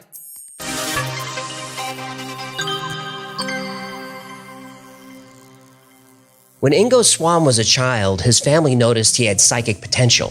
When he got older, he wanted to explore this talent, so he began volunteering for experiments in ESP. At first, researchers tested Swan to see if he could influence plants with mental activity, or alter the temperature of an environment using his mind. And Swan was successful enough that more and more scientists became interested in him. But it was a few years later where Ingo Swan would find his specialty. In the early 1970s, Swan was part of a study for the American Society of Psychical Research, and this study involved Swan sitting in a chair and attempting to project his consciousness into sealed boxes, which contained symbols that Swan would try to read. During one experiment, he was asked to see what he saw inside of a box, and Swan said he saw nothing, just darkness. The researcher was disappointed and said, "Oh, that's too bad, let's try something else." Swan said, "No, I see darkness because the light bulb inside the box is burnt out." The researcher was puzzled. He walked over to the box, opened it, and sure enough, the light was out, and a star was born.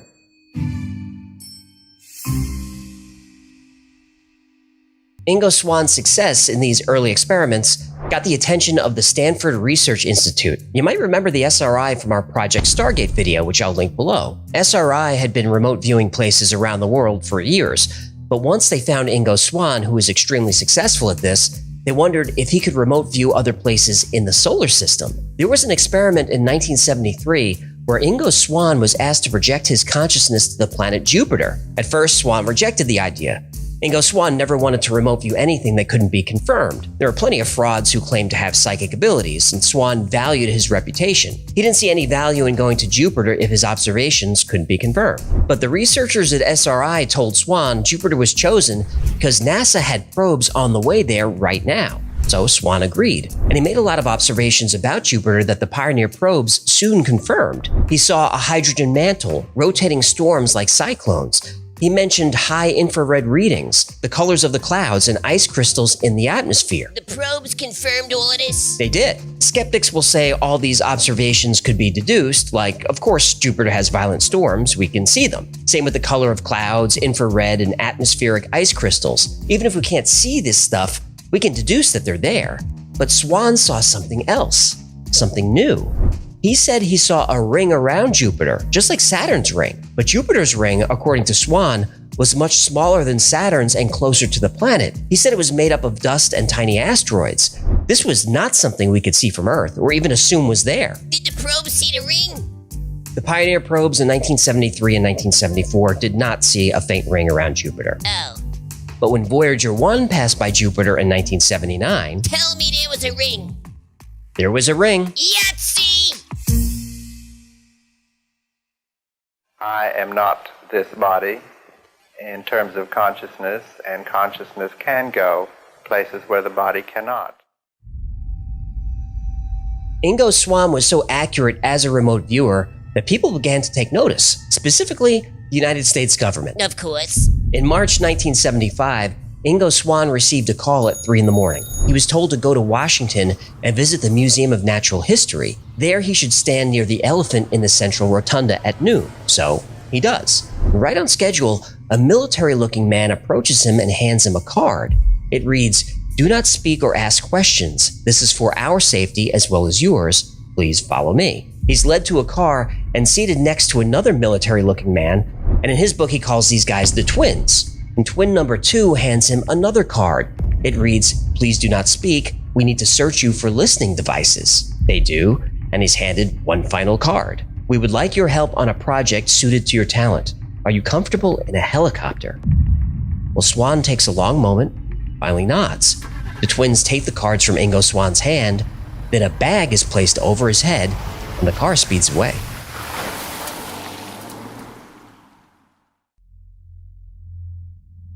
Though Ingo Swan couldn't see, he felt that he was driven around in circles. Eventually, he's led from the car where he hears a helicopter spinning up. His face still shrouded, he's buckled in and flown to a location in or near Washington, D.C. When the helicopter lands, Swan is led to a quiet building and then into an elevator. The doors open and the bag is finally removed. Swan blinks his eyes, adjusting to the light. Then a kindly-looking man introduces himself as Mr. Axelrod. Ingo Swan is obviously nervous, and Mr. Axelrod sees this. He smiles, tells him not to worry, that he's in no danger, and offers him a cigar. Swan gladly takes one.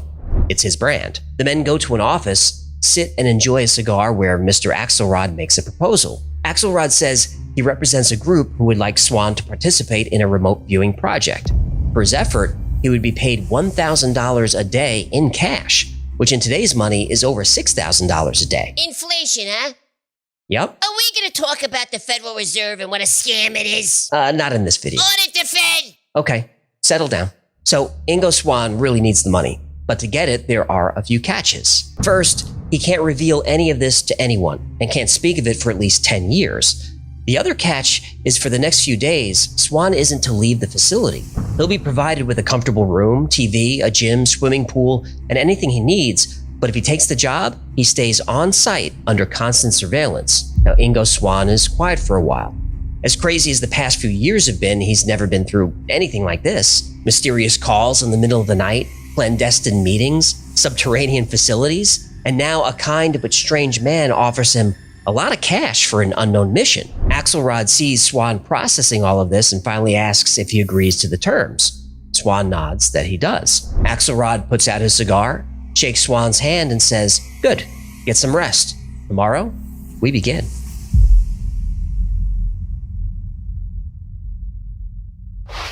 And it has very distinct features of a satellite dish. It's got the dish itself, the crater shape. It's got a long spike that appears to come out of the middle. All sorts of stuff that looks exactly like a satellite dish on Earth looks.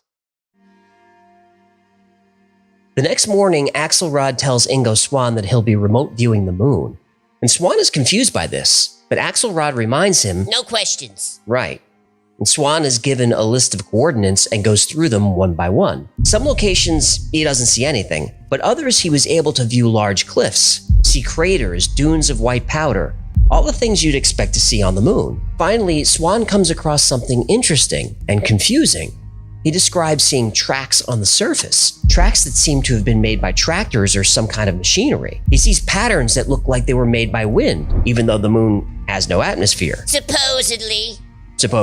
Swan gets the sense that there is atmosphere there. Then Swan moves into a crater which is filled with a green haze. Something is generating light, and Swan notes that the light is diffused. And diffused light isn't possible on the moon.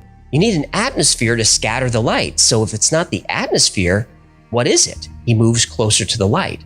Swan sees something that looks like an airfield. He describes large structures like hangars, roads, towers, and machinery. Across craters and chasms, there are bridges, evidence of a lot of activity, industrial activity. Cut into the rocks are perfectly round holes, like they were dug with large earth-moving equipment. He moves to a different location and sees some structures emitting light of all different colors. Swan goes in for a closer look. The domes have windows, and even though the area was dark, he could see a fine mist inside the structures and that same eerie green glow. Swan moves closer.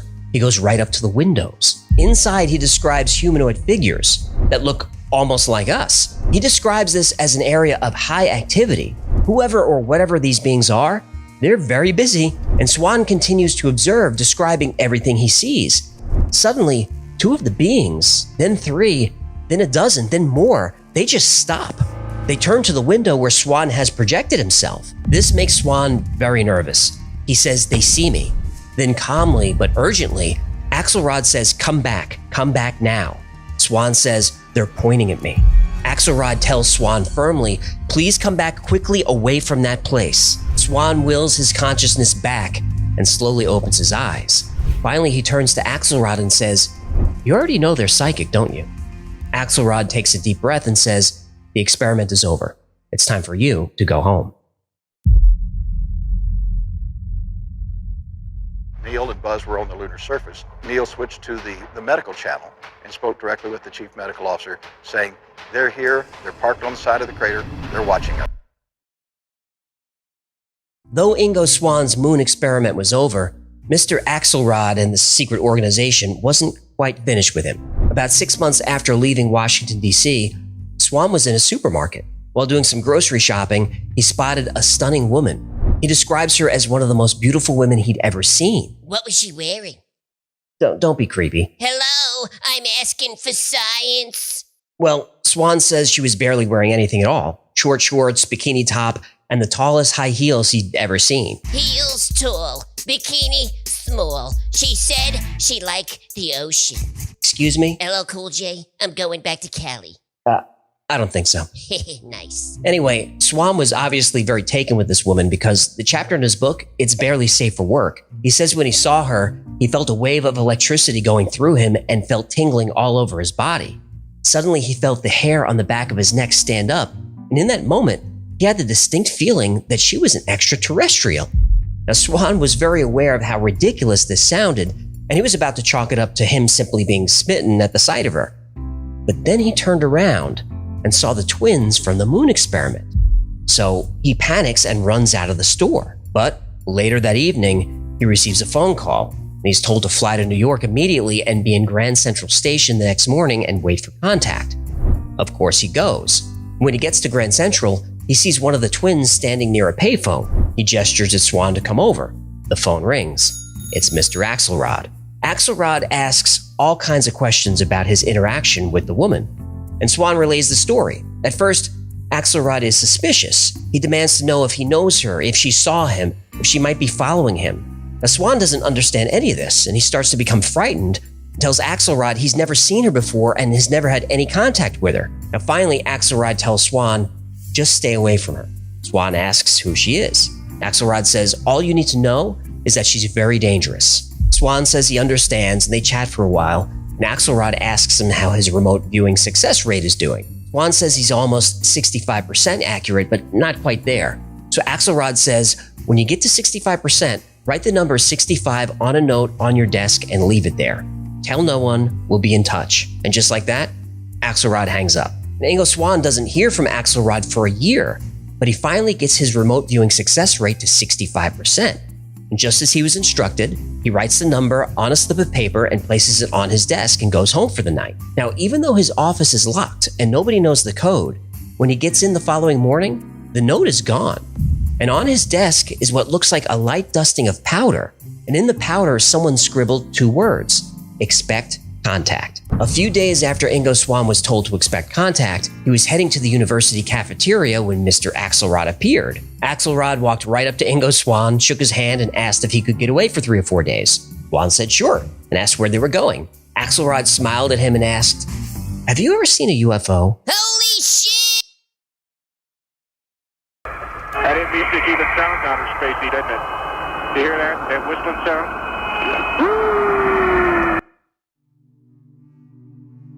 The private jet landed a few hours later.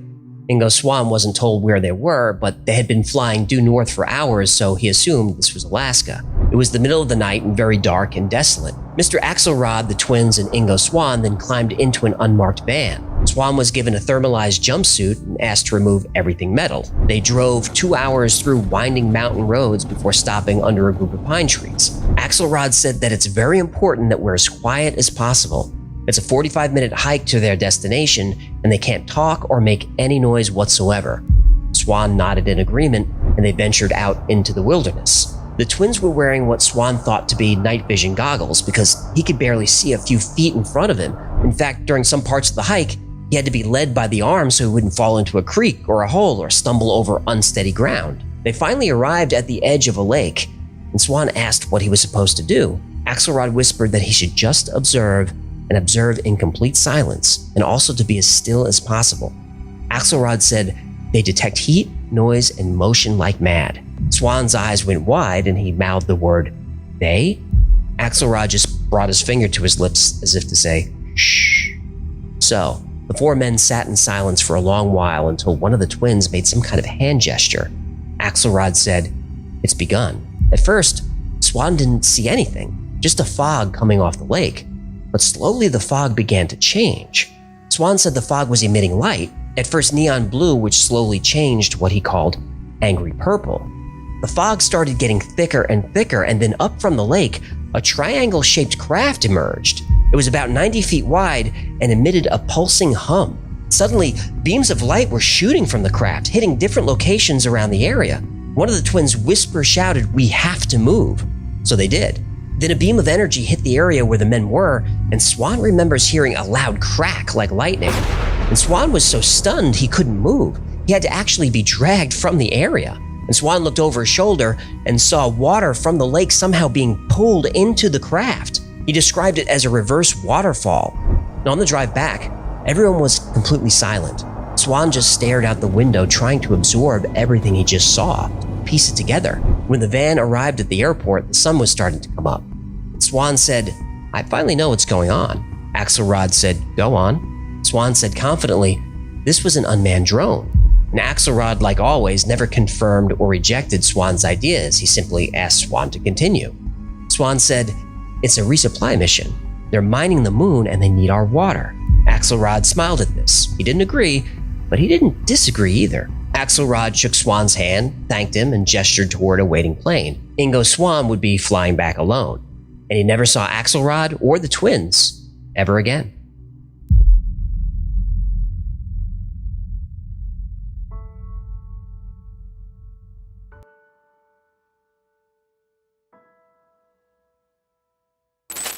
Ingo Swan kept his word and didn't speak of any of these events for years. He eventually published a full account of the story in his book Penetration, which I'll link below. It's a great book. Ingo Swan tells the story with a lot of flair. So if you're interested in stories like this, it's a must-read. But... Oh, here we go. But how much of this story is true? I hate this part. I know, but we have to do it. Yeah, I know. So let's break down Ingo Swan's story into its parts and see if we can figure out what really happened. We've got the Jupiter mission, the moon mission, the extraterrestrial woman, and the UFO encounter. So let's start with the woman in the supermarket.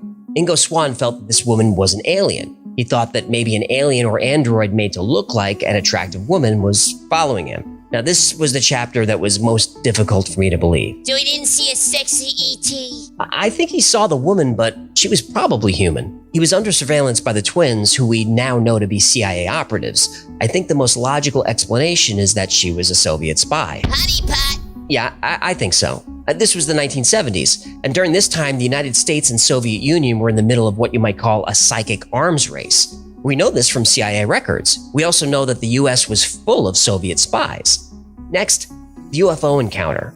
This was another tough one for me. It was just a very tidy story. Mr. Axelrod knew exactly where it would appear, how it operated, what it would be doing. I mean, if he wanted Swan to confirm something about the craft, I think he could have done that remotely.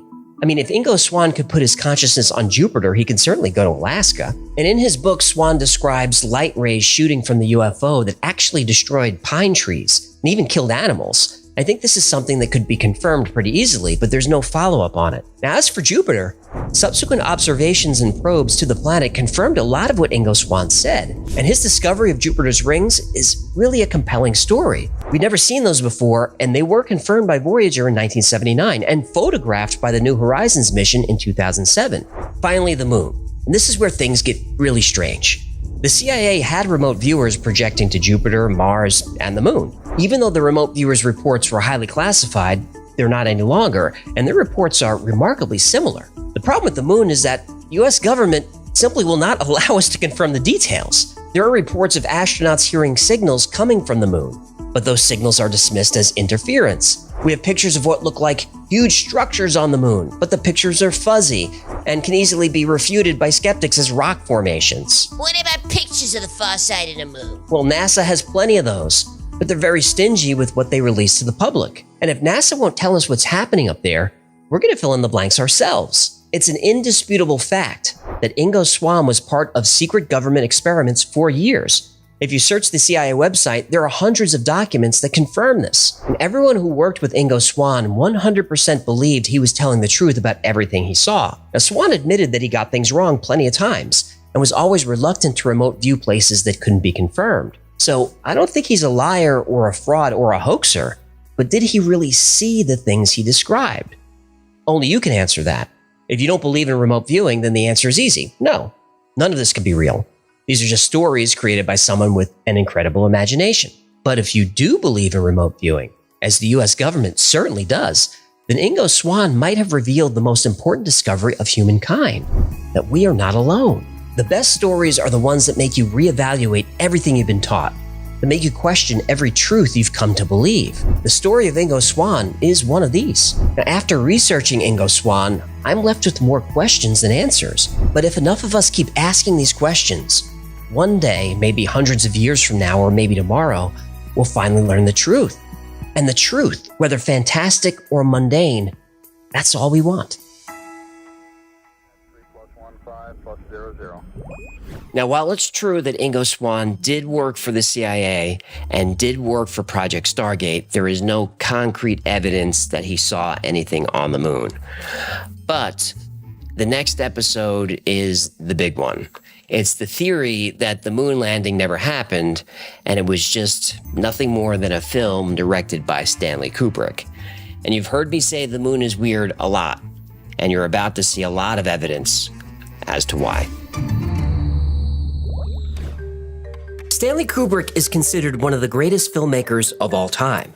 Of his 13 movies, a few are considered classics. But in 1968, Kubrick released 2001: A Space Odyssey. And this is more than a classic, it's a masterpiece, and widely regarded as one of the best science fiction films of all time, and probably the most influential. This collaboration with science fiction author Arthur C. Clarke tells the story of an alien intelligence that visited Earth in the distant past and left behind artifacts in the solar system. The movie features groundbreaking special effects which still hold up today. In fact, the effects looked so good that the movie gave the American government an idea. Billions of tax dollars were invested in the space program, but the Soviets were still years ahead of the United States. NASA desperately needed to get to the moon before Russia, but they knew it was impossible. So they turned to one of the world's best filmmakers for help. Because when it came to the moon, if they couldn't make it, they'd fake it.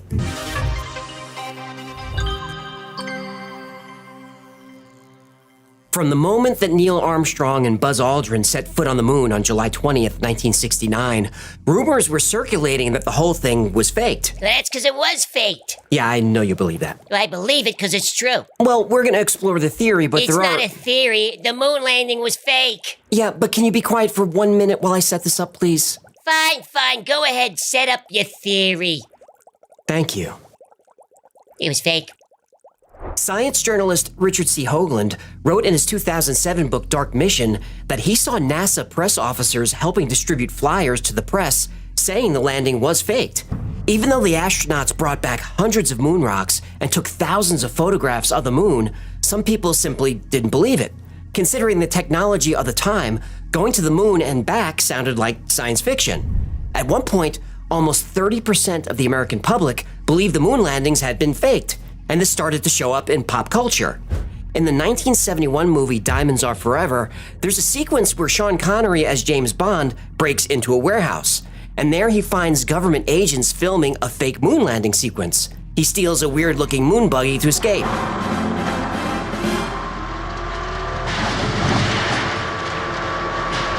Ugh, that thing is almost as ugly as the Tesla Cybertruck. A few years later, the movie Capricorn 1, starring James Brolin and O.J. Simpson, was released. Oh, did O.J. find the real killers yet? Not yet. Well, I'm sure they're hiding on a golf course out there somewhere. And Capricorn 1 told the story of a fake mission to Mars. As millions all over the world watched and listened, the President of the United States spoke to the astronauts across the vastness of space. There's only one small catch. It never happened. It's all a lie. So because of these and other high-profile references, the idea of a fake moon landing conspiracy really took off in the 1970s. Oh, the 70s had the best movies, the best music. You got a nice beaver. You know how to do it. Do-do-dee-doo-doo. Give me that nice beaver. You know how to show it. What are you doing? Yeah, that song's gonna be stuck in my head all day now. Oh, you don't remember that one by the Bee Gees? Nice Beaver? Night fever. No, Night Fever. That doesn't even make any sense. Well, what does he have, the flu? It's Nice Beaver. It's not. Well, if you spent as much time at Club 54 as I did, you know that Nice Beaver makes way more sense. That may be, but the song is Night Fever. Agree to disagree. The conspiracy faded in the 80s, but the internet helped it make a comeback in the late 1990s. By the mid-2000s, the idea that the moon landings had been faked caught on with millennials who weren't alive for the Apollo missions. An extremely popular documentary was the Bart Sibrel film, A Funny Thing Happened on the Way to the Moon. Oh, isn't that the guy that got punched out by Buzz Aldrin? That's the guy. You really like it, don't you? You're the one who said you walked on the moon when you didn't. Calling the kettle black, if I ever thought of it. Saying I misrepresented myself. Away from me. You're a coward and a liar and a thief. Ooh, that old timer can really throw hands, huh? He sure could. But to be fair, Sibrel had been chasing Buzz around with a camera, badgering him to swear on the Bible that the moon landing was real. Buzz begged the guy to back off, which he didn't. Finally, Sibrel called him a liar and a coward, and he got a knuckle sandwich for his trouble. So the moon landing conspiracy was back, and popping up all over American pop culture. And they just start making stuff up. Yeah. Like that Neil Armstrong guy. Have you seen him on the talk shows? Neil Armstrong, you mean the first man to walk on the moon? Talk about a fish story. Man, and they're buying it. Oh, yeah.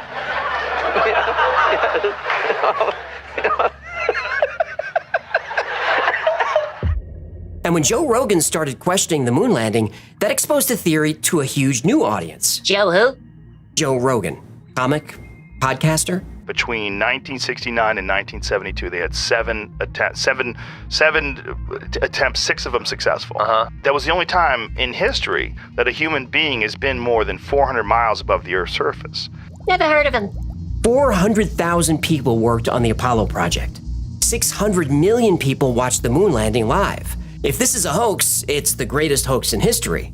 Bold claims require bold evidence. Is there evidence that the moon landing was faked? Lots of it. Why has nobody been to the moon in such a long time? That's not an 8-year-old's question. That's my question. The motivation for faking the moon landings was driven by several factors. The United States was under tremendous pressure to get to the moon before the Soviets. The Soviet Union had already proven they were far ahead of the US in space technology. The exploration of space will go ahead, whether we join in it or not. And it is one of the great adventures of all time. And no nation which expects to be the leader of other nations can expect to stay behind. The Soviet Union put the first man-made object in orbit with Sputnik 1 in 1957. They put the first animal in space when Laika the dog was launched with Sputnik 2. Laika didn't survive, but in 1960, the Soviets launched 2 dogs and a bunch of mice and rats that did return safely. The first human in space was Yuri Gagarin. Valentina Tereshkova was the first woman in space. The first multi-person crew, the first spacewalk, the first spacecraft to reach the moon, the first pictures of the far side of the moon, and even the first soft landing and transmission from the moon's surface. These were all Russian achievements. Meanwhile, America's attempts to catch up were not going well. Rumors started going around that the Russians were going to put nuclear weapons on the moon. We have vowed that we shall not see space filled with weapons of mass destruction, but with instruments of knowledge. So there was tremendous public pressure to get there first. We choose to go to the moon. We choose to go to the moon.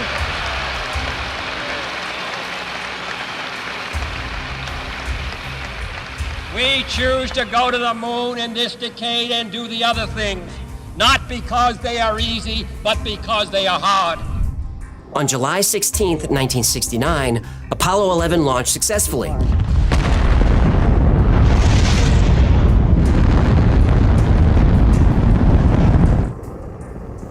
Four days later, Neil Armstrong and Buzz Aldrin set foot on the moon. Tranquility Base here. The Eagle has landed.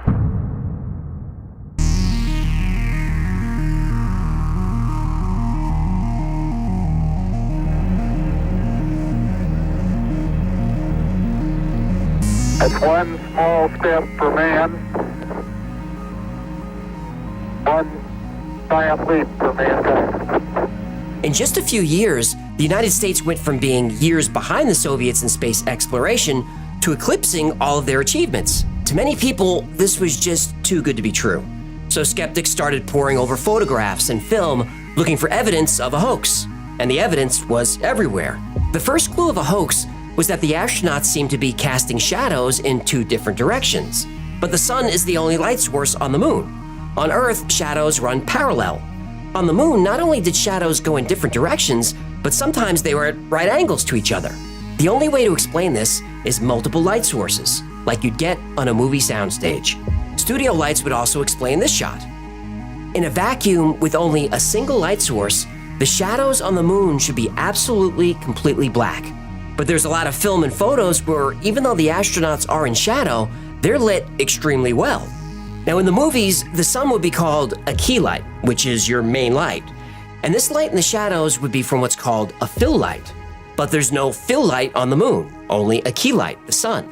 There seems to be a Hollywood lighting technique happening here. Now, you're not going to find any direct evidence of studio lights in any pictures from the moon. NASA's too smart for that. But even in big budget movies, you can sometimes see the cameras and lights in reflections. Now look at this. In the reflection on the helmet, it looks like a neat row of movie lights. And look at the reflection on this photo. What the heck is that? That looks a lot like a studio light with the barn doors open. Now here's a photo that shows what looks like a movie prop. This rock is labeled with the letter C, but the crew forgot to remove the label when they started shooting. How about this picture of the landing module? Do those hills look like they're miles away? Or do they look like this was shot on a soundstage? And speaking of those hills, this photo was supposedly taken a few miles away from the landing module.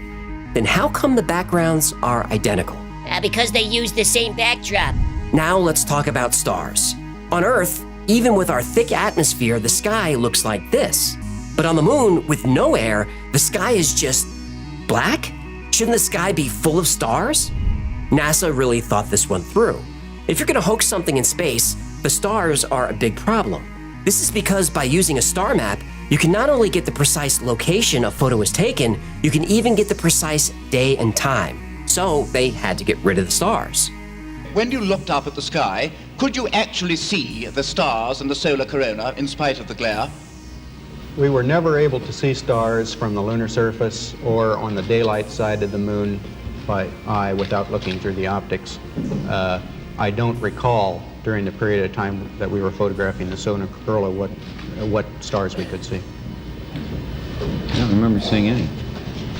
Small problem. They use stars to help them navigate to the moon.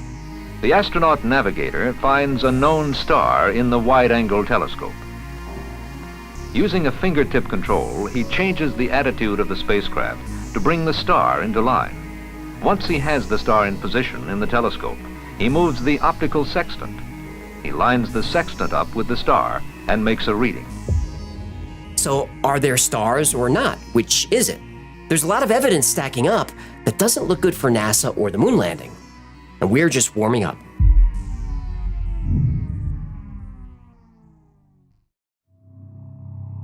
NASA and the government faked the moon landing was basically, it was technically impossible to do it. And they simply had to come up with some sort of alternative that they felt the public would believe. I believe, had they wanted to, that NASA could indeed have pulled off the greatest hoax of all time, never sent anyone to the moon, and recreated it in a television studio. Can you realize that that you and I, that all of us, have actually begun the exploration of another world? The United States Geological Survey decided to build a model of one part of the lunar surface in an area accessible to present research centers. 4, 3, 2, 1, fire!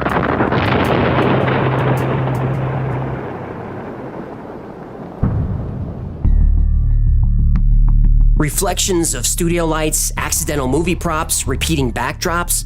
There's a lot of evidence suggesting that the moon landing wasn't filmed on the moon, but on a soundstage. The lunar module engine puts out 3,000 pounds of thrust, and the lunar surface is covered with dust that was described as fine powder. If that's true, why did the engine leave no mark on the surface? And shouldn't there be dust everywhere?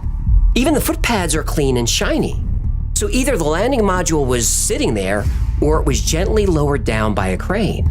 And you'd have to lower the thing gently. Look at it. It looks like tinfoil and curtain rods held together by duct tape. More evidence that a crane was used is when the astronauts separate from the module and return to orbit for pickup. Look at this. The module separates and the astronauts gently lift back to orbit. And look how slowly it moves. Where's the rocket plume from the engine? What's allowing this to fly all the way to orbit? If you watch the footage closely, it looks like the object is wobbling a little on cables or wires. By the way, who shot this footage?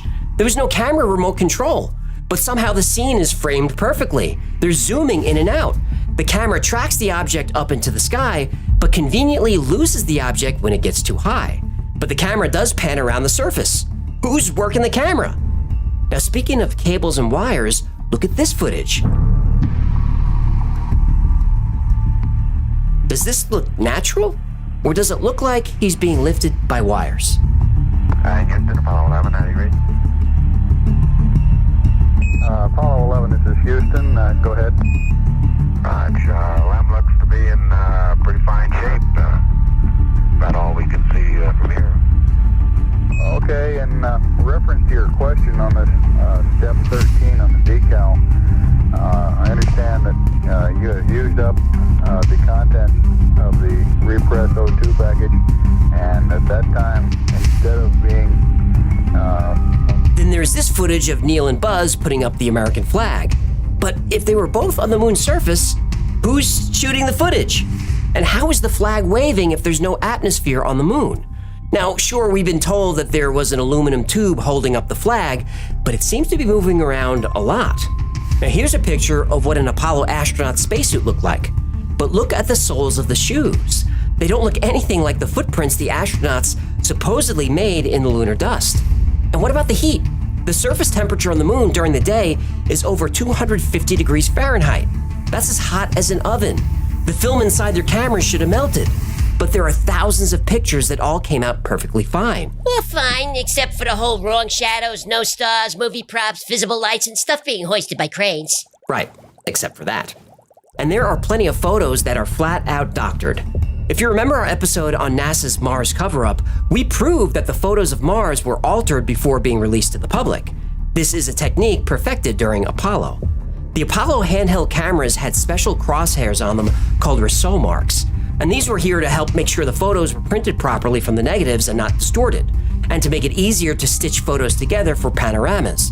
But in some of the photos, the crosshairs aren't there, or are only in part of the picture. In other photographs, objects appear in front of the crosshairs. Now that's physically impossible, unless the objects were added after the photo was taken, by layering them on top of empty backgrounds. And there are even more problems with the photography. Here's a picture of an Apollo astronaut saluting the American flag. But look at his feet. The shadows don't even reach them. It's like he was edited in later and somebody forgot to add a shadow.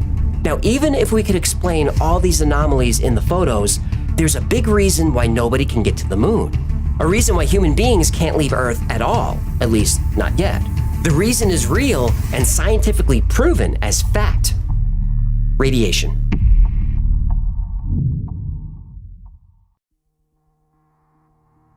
We see the ascent stage suddenly pop up without any exhaust plume whatsoever, as though it were jerked up by a cable. Our research suggests that images of the Apollo landings are not a true and accurate record. In our view, the Apollo pictures were faked.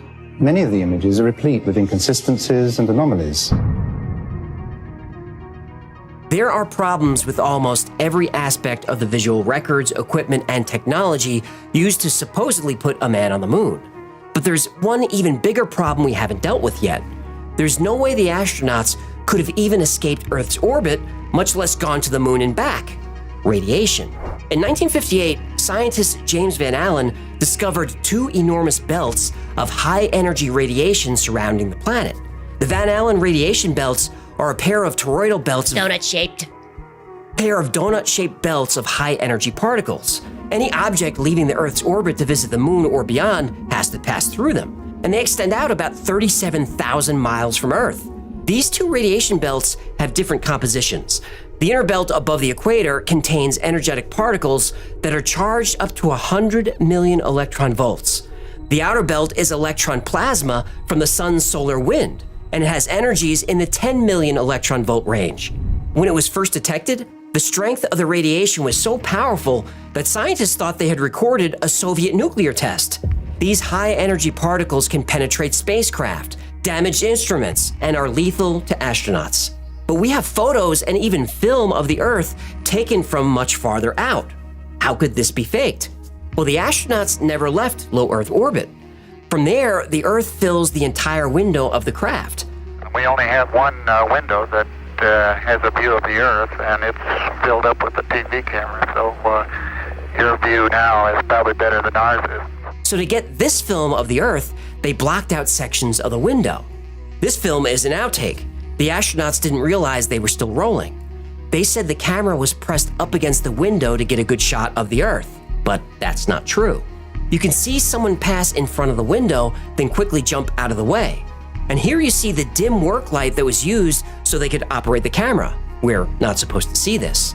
We're also not supposed to see this. Someone adjusting the insert that controls the shape of the Earth.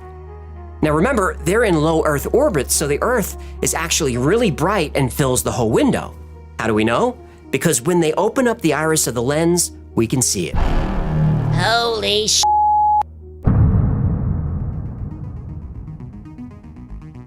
Yeah, we can't pass through the Van Allen belts yet. Don't take my word for it. Take NASA's.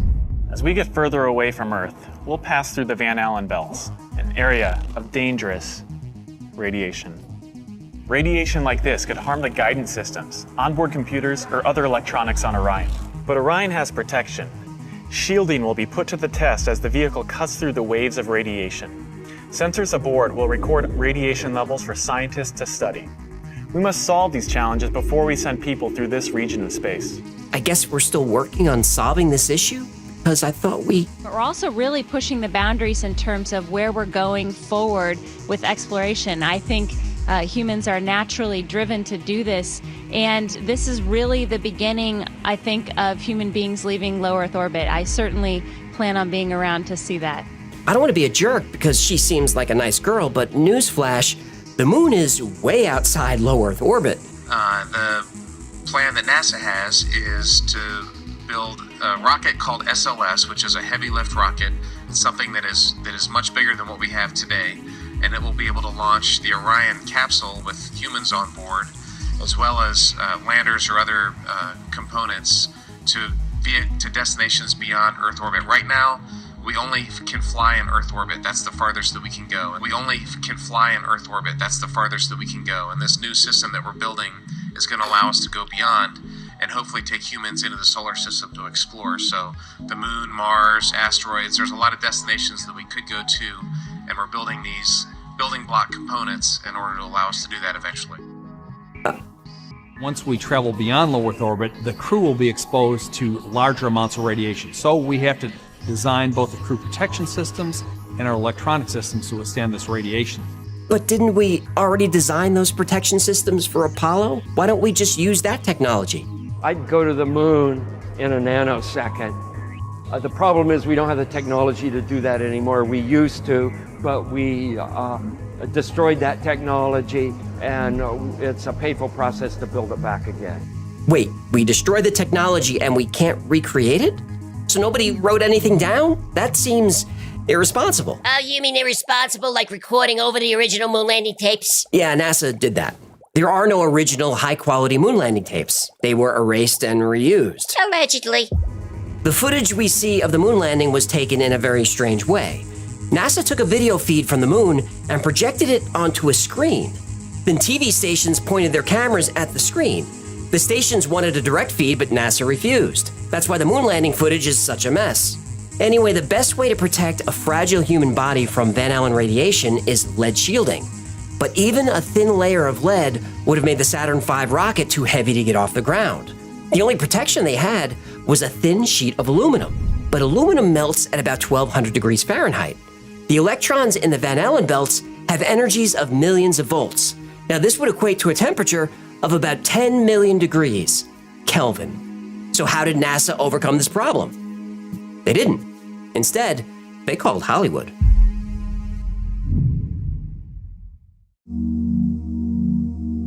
I believe that this nation should commit itself to achieving the goal before this decade is out of landing a man on the moon and returning him safely to the Earth. No single space project in this period will be more impressive to mankind or more important for the long-range exploration of space. But right now, we need a 10 to 12-year program that has as its ultimate goal the man domination of space. And if we don't, we're going to be in trouble. To put people on the moon and with enough fuel to enable them to return safely home to Earth requires a still larger and more powerful rocket, however. A member of Congress said today that he was tired of seeing the United States second to Russia in the space field. And only the future will tell whether we'll manage to close that gap. It's going to take some time, and I think we have to recognize it. They secured these large boosters, which have led to their being first in Sputnik and led to their first putting their man in space. We are, I hope, going to be able to carry out our efforts with due regard to the problem of the life of the man involved this year. But we are behind. Kubrick's Odyssey is a short film created by Jay Widener in 2011. Recently, it gained attention after being picked up by the Gaia streaming network. This film is the primary reference for the theory that Stanley Kubrick filmed the moon landing footage for NASA in the 1960s and 70s. By 1964, NASA knew that sending men to the moon was impossible. The deadly radiation belts, issues with chemical rockets, and weight and radiation shielding issues, it made it unachievable. Kubrick became involved when someone in the Pentagon saw his 1963 film, Dr. Strangelove. Impressed by the special effects, this person offered Kubrick a secret project, faking the Apollo moon landings. Kubrick was persuaded using a carrot and stick approach. If he helped fake the landings, he would have artistic freedom and financial support for his future films. That's the carrot. The stick was blackmail. No one knows how the powers that be convinced Kubrick to direct the Apollo landings. Maybe they had compromised Kubrick in some way. The fact that his brother, Raoul Kubrick, was the head of the American Communist Party may have been one of the avenues pursued by the government to get Stanley to cooperate. So a deal was made in 1964. Kubrick was given 3 years to complete 2001 in order to test the filmmaking technology necessary to make the moon landings appear believable. To assist him, he had access to several NASA experts and the use of a special 50mm lens made specifically for the Apollo program. Originally was a lens manufactured, designed, developed, and manufactured by Zeiss for NASA. So how did he do it? Without the use of CGI, Kubrick perfected a new kind of visual effect called front screen projection.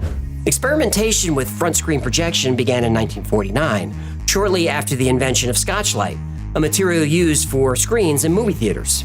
Scotchlight is cloth embedded with millions of tiny glass beads that have high reflectivity. Due to the sensitivity of Scotchlight, a minimal amount of light is required. This means that actors can stand in front of the projection without it being visible on their bodies or clothing.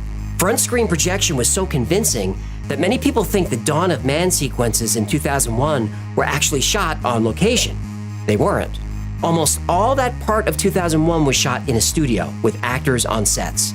If you look closely at Apollo photographs of the moon, you can see a line where the fake moon set ends and the front projection screen begins. At that line, the texture of the lunar surface changes dramatically. Please note how everything is in focus, from the rocks and pebbles close to the camera, all the way to the crystal clear mountain behind the astronaut. There is a stark difference in ground texture between the set and what is being projected onto the screen. You can almost count the number of small rocks and the granularity of the ground that is clearly seen on the set. Once we get to the screen on the other side of my line, this granularity disappears. The little pebbles and dust just seem to disappear behind my line. The latter part of Kubrick's Odyssey discusses the hidden messages in The Shining that Kubrick directed in 1980. Kubrick leaves clues that he faked the moon landings. The characters Jack and Danny, who are the father and son in the movie, symbolize different aspects of Kubrick's own personality. Danny, the child, represents Kubrick's inner innocence, while Jack represents the jaded and morally compromised adult that Kubrick has become. There are also specific visual clues. The Indian wall hangings on the walls of the Overlook Hotel look like rockets launching into space.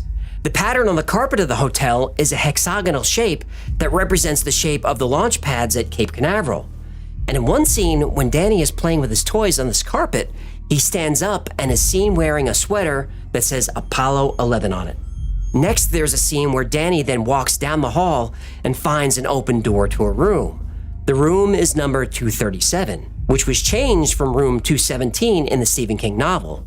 The number 237 is significant because the average orbital distance between the Earth and the Moon is 237,000 miles. Then there's the scene where Jack's wife discovers that he's been typing the same phrase over and over. The phrase is, "All work and no play makes Jack a dull boy." But the word all isn't ALL. It's actually typed out as A11, or Apollo 11. And there are a lot of other claims made by Kubrick's Odyssey, but those are the highlights. And these claims were highly debated and very controversial. What we need is Kubrick admitting he faked the moon landing. We need to hear it from his own mouth, but he never said a word about it. Or did he?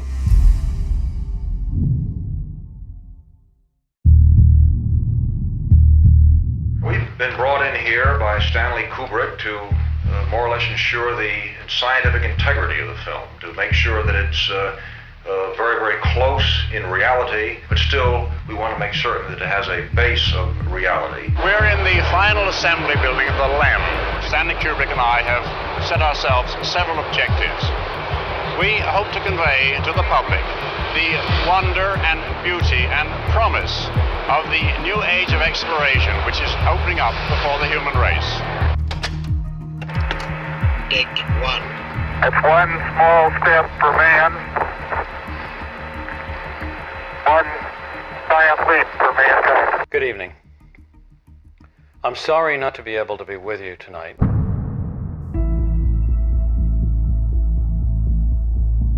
In 2016, an interview with Stanley Kubrick was found. And according to the video, Kubrick had to sign an 88-page non-disclosure agreement that the interview would stay hidden for 15 years. Is everything looking in order regarding our contract and the 15-year agreement, and I signed the non-disclosure? So that's all for the legal stuff, right? Yeah. Okay. Looks good to me. All right. A documentary filmmaker interviews Stanley Kubrick about his career as a director. And right from the start, Kubrick interrupts and explains that when he initially considered the project, he saw it as just another film. When asked which of his movies he's referring to, he reveals that he's talking about the moon landing and claims that it was all fake.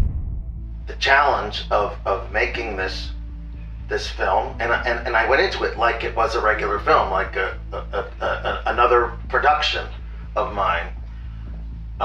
Not thinking too much about the long-term effects, what it would mean to society if it was ever discovered. Mm-hmm. What are you talking about? I don't even know what you're talking about. You're referring to something? The fake moon landing. He says that he was approached by NASA and that they appealed to his sense of duty and patriotism. But Kubrick admitted that the project was about America's public image and upstaging Russia. To fulfill this dream that America has had as a country since the Kennedy years. Okay, so you're saying the motivation was PR? PR, absolutely. Plain and simple, PR. Then he goes on to confirm that the conspiracy is actually the truth. Faking the exploration of space, because there was just no way we could get there. NASA then set up a meeting with Kubrick and President Richard Nixon. Kubrick met with Nixon in the Oval Office and details what Nixon asked him to do: film a fake moon landing. I am convinced, and the gentlemen at NASA are also convinced, that you can help us make people believe that we have been to the moon. This interview was a bombshell. This was the evidence the world had been waiting for. This was evidence that every allegation made in the documentary Kubrick's Odyssey was true. Yep. Millions of people saw this interview and finally felt justified in their suspicion that the moon landing never happened. Yep. One small problem. No. That wasn't Stanley Kubrick. No. The Stanley Kubrick moon landing confession set the conspiracy side of the internet on fire, but it was a hoax. This is either a filmmaker and an actor, or more likely, two guys goofing around. In the full-length version of the interview, an agitated producer constantly badgers the actor whose real name is Tom. A launch pad accident in '67, which killed... Tom, you're going to tell me a story. So Nixon sat me down in the Oval Office, and he says to me, you know, that boy just out of the thing. This is how I want you. Then we're going to kneel. We're going to kneel. Yeah. The plan. He didn't. Yeah. So he says to me, you don't say he said anything. You say what he says, okay? That's all. Tom, I'm just giving you a direction. Wait, you want me everything about the, I walked in and he said. You want me to say it as him, or do you want? You don't have to imitate him, but you have to say. He says, Stanley, we've worked on this moon program. Come on, get with it, Tom. Do your shtick. Do a shtick. Get in the fact that you're writing this, Tom, and not everything's got to be drab. It can be funny in a very subtle way. So you meet with Nixon, and what happened? Have a drink. And action. What they believed was, if we could... Nixon sat down. Color, tell me a story, Tom. So Stanley Kubrick had nothing to do with that interview. Not just that, he had nothing to do with the moon landing. In the documentary Kubrick's Odyssey, everything can be explained. All the photo evidence presented is from extremely low-resolution photos, probably grabbed from the web. Now, unfortunately for the documentary, but lucky for us, high-resolution photos can be found easily. So when looking at a low-resolution photo of the lunar landscape, you can maybe see a separation between the foreground and the supposed backdrop.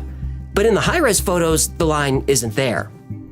All the other claims in the documentary that refer to photos can be explained simply by looking at the originals. As far as the clues left in The Shining, those are nothing but coincidences and stretches of the imagination. The rockets in the tapestry, I don't really see it. The hexagonal rug? Well, the launch pad at Cape Canaveral is not a hexagon. It was roughly 10 sides, but it's not very symmetrical. Room 237 is just room 237. The moon isn't 237,000 miles away from the Earth. It's closer to 239,000, but varies slightly. Danny is indeed wearing an Apollo 11 sweater. But Stanley Kubrick was a space nut. He loved the Apollo program, and he loved sci-fi. And Stanley Kubrick's brother Paul, who was the leader of the Communist Party, well, that's not true at all. Kubrick didn't have a brother. So that documentary is debunked. Well, maybe debunked, maybe not. No, it's debunked. It is. Yeah, agree to disagree. Yeah, but there's still a lot of stuff in those pictures that looks really fishy. Well, that's true. The big one is that the shadows should be parallel. Since the shadows are not parallel, there must be other light sources. Except shadows aren't parallel. The direction of shadows depends on the perspective of the viewer. Now here's an example on Earth. These are two pictures of the same woman, taken at different angles. In the first photo, taken from the side, the shadows are parallel.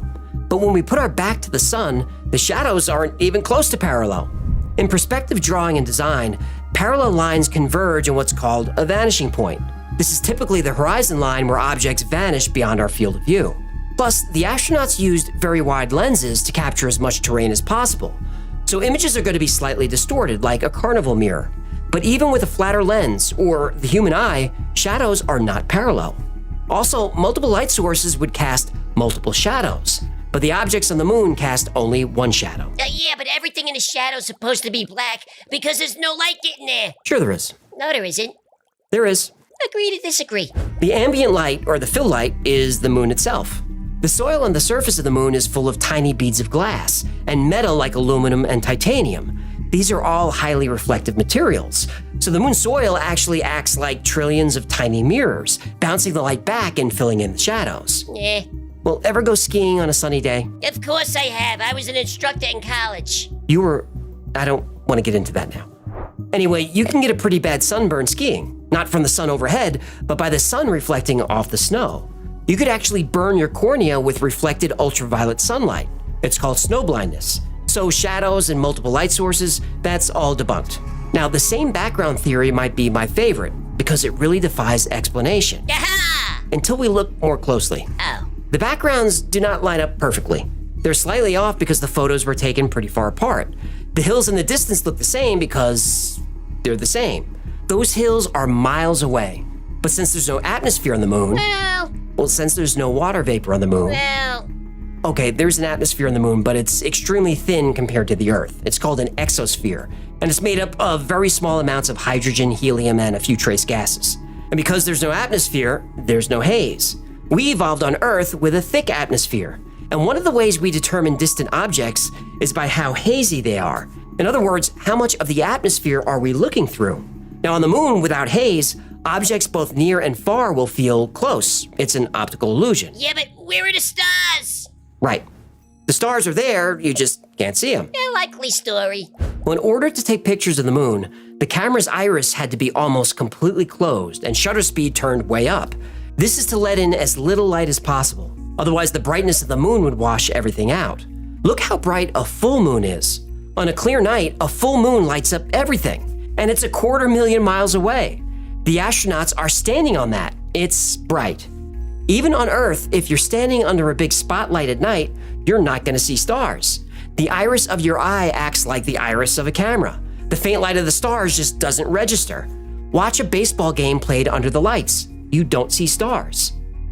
Now, a lot of moon hoax evidence is cherry-picked, like the lack of a blast crater under the lunar module.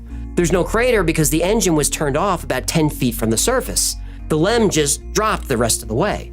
And without any wind to disturb, there's just not going to be a lot of dust flying around. And where Apollo 11 touched down, the ground was hard soil. But other Apollo landings like Apollo 12 were pretty dusty. The lack of wind is also why the American flag doesn't move. Well, the aluminum rods are pretty springy, so the flag moves for quite a while after it's touched. But when it settles down, it doesn't move an inch. Oh, the camera that recorded the lunar module separating? That was operated remotely. The footprints don't match because the astronauts put on boot covers that have a different tread. The temperatures are hot on the moon, but without an atmosphere to conduct heat, there's no convection. As long as things are colored bright white, They reflect most of the sun's energy pretty well. Heat wasn't an issue, not for the astronauts and not for the camera film. Now, there are many more examples, but I think you get the idea. Every single one of those pieces of evidence can be explained. But hold on a second. Go on. 2 questions. Did NASA put men on the moon? Probably. Is NASA covering something up on the moon? Definitely. My name is Carl Wolf, and I was a precision electronics photographic repairman with a top secret crypto clearance.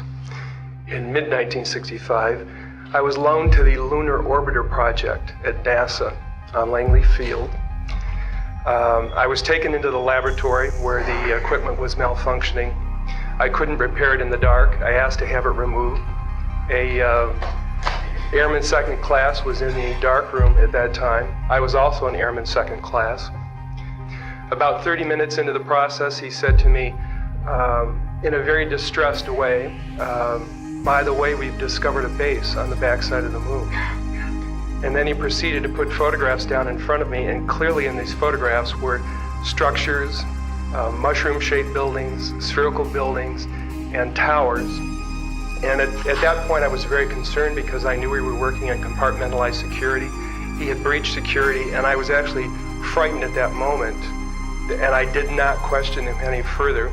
And a few moments later, someone did come into the room. I worked there for 3 more days, and I remember going home and naively thinking, I can't wait to hear about this on the evening news.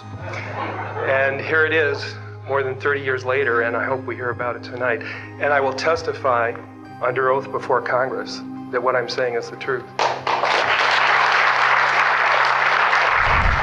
I think the reason we haven't returned to the moon for 50 years is not because of a lack of interest or funding or the Van Allen radiation belts.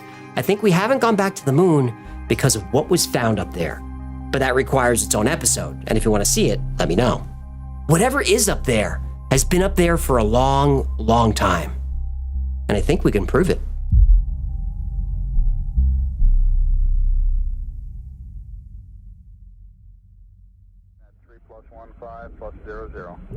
Thank you so much for hanging out today. My name is AJ. That's Hecklefish. What's a crack-a-lackin'? This has been a Y-Files compilation episode, and I hope you learned some new things or at least had some fun. Now, remember, the Y-Files is also a podcast. It's called the Y-Files Operation Podcast, and there we post deep dives on all the subjects we cover here on the channel. I usually post about twice a week, and often those episodes are topics that wouldn't be allowed on the channel, and those are called unredacted. Anyway, the podcast is called the Y-Files Operation Podcast, and it's available everywhere. Now, if you want to make a few new friends, check out the Y-Files Discord. There are over 50,000 people on there, so 24/7, there's someone to talk to about one of the weird topics that we cover here on the channel.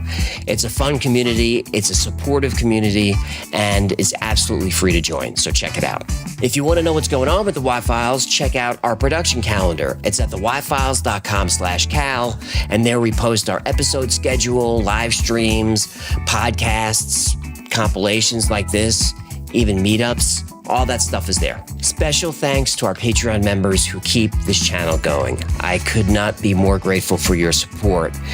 And we should all be very proud of the community that we've created. And honestly, the credit goes to you. You guys are amazing. And if you'd like to support the channel and become part of this community, you can join Patreon for as little as $3 a month, and you get all kinds of cool perks like access to videos early with no commercials, a lot of behind-the-scenes stuff, merch only available to members, plus you get 2 extra live streams every week just for you. And the live streams are fun. You get to meet the whole Y-Files team. All of our webcams are on. You can turn your camera on, hop up on stage, talk to us, ask a question, suggest a topic. You don't have to turn your camera on. You can just use your audio, or you can just lurk in the crowd. Plenty of people do that. Anyway, it's a great way to get to know us personally, and I think it's the best Patreon perk there is. Another great way to support the channel is grab something from the Y-Files store. Well, now sure, you can get a Hecklefish t-shirt or a Fistable coffee mug or one of these squeezy stuffed toy animal fish dolls. But if you love your country, you'll support the Hecklefish for President campaign. Thank you for watching. God bless you, and may God bless these United States. That was nice. Did it sound sincere? You think people will buy it? Do I think they'll buy that you're sincere? No, you idiot. They think they'll buy my campaign merch. We'll see. Vote for me, and there'll be a crab cat in every pot. Okay, enough plugging. We already played the commercial. Did I mention the melted butter? Anyway, that's gonna do it. Until next time, be safe, be kind, and know that you are appreciated. 'Cause you are.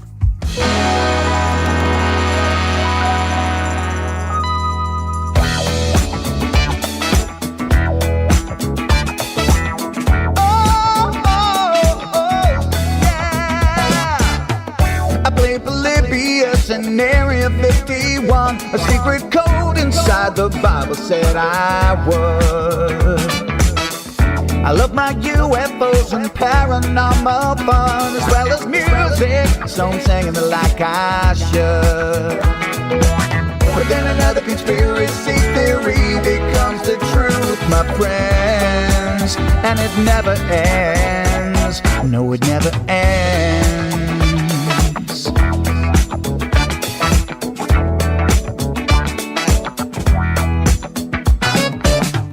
I fear the crap cat and got stuck inside Mel's hole with MK Ultra being only too aware.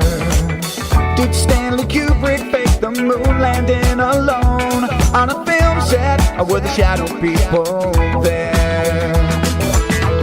The Roswell aliens just fought the smiling man, I'm told, and his name was Cold. And I can't believe I'm dancing with the Hecklefish on Thursday nights with AJ2 and Wi-Fi's helping me all through the night. All I ever wanted was to just hear the truth, so the Wi-Fi's on repeat all through the night.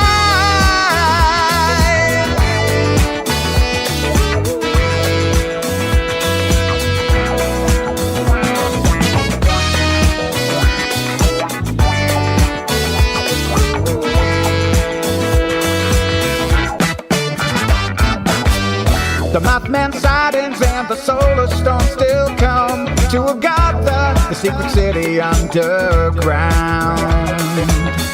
Mysterious number stations, planet Serpo 2, Project Stargate, and what the Dark Watchers found. Within a simulation, don't you worry though. The Black Knight satellite, it told me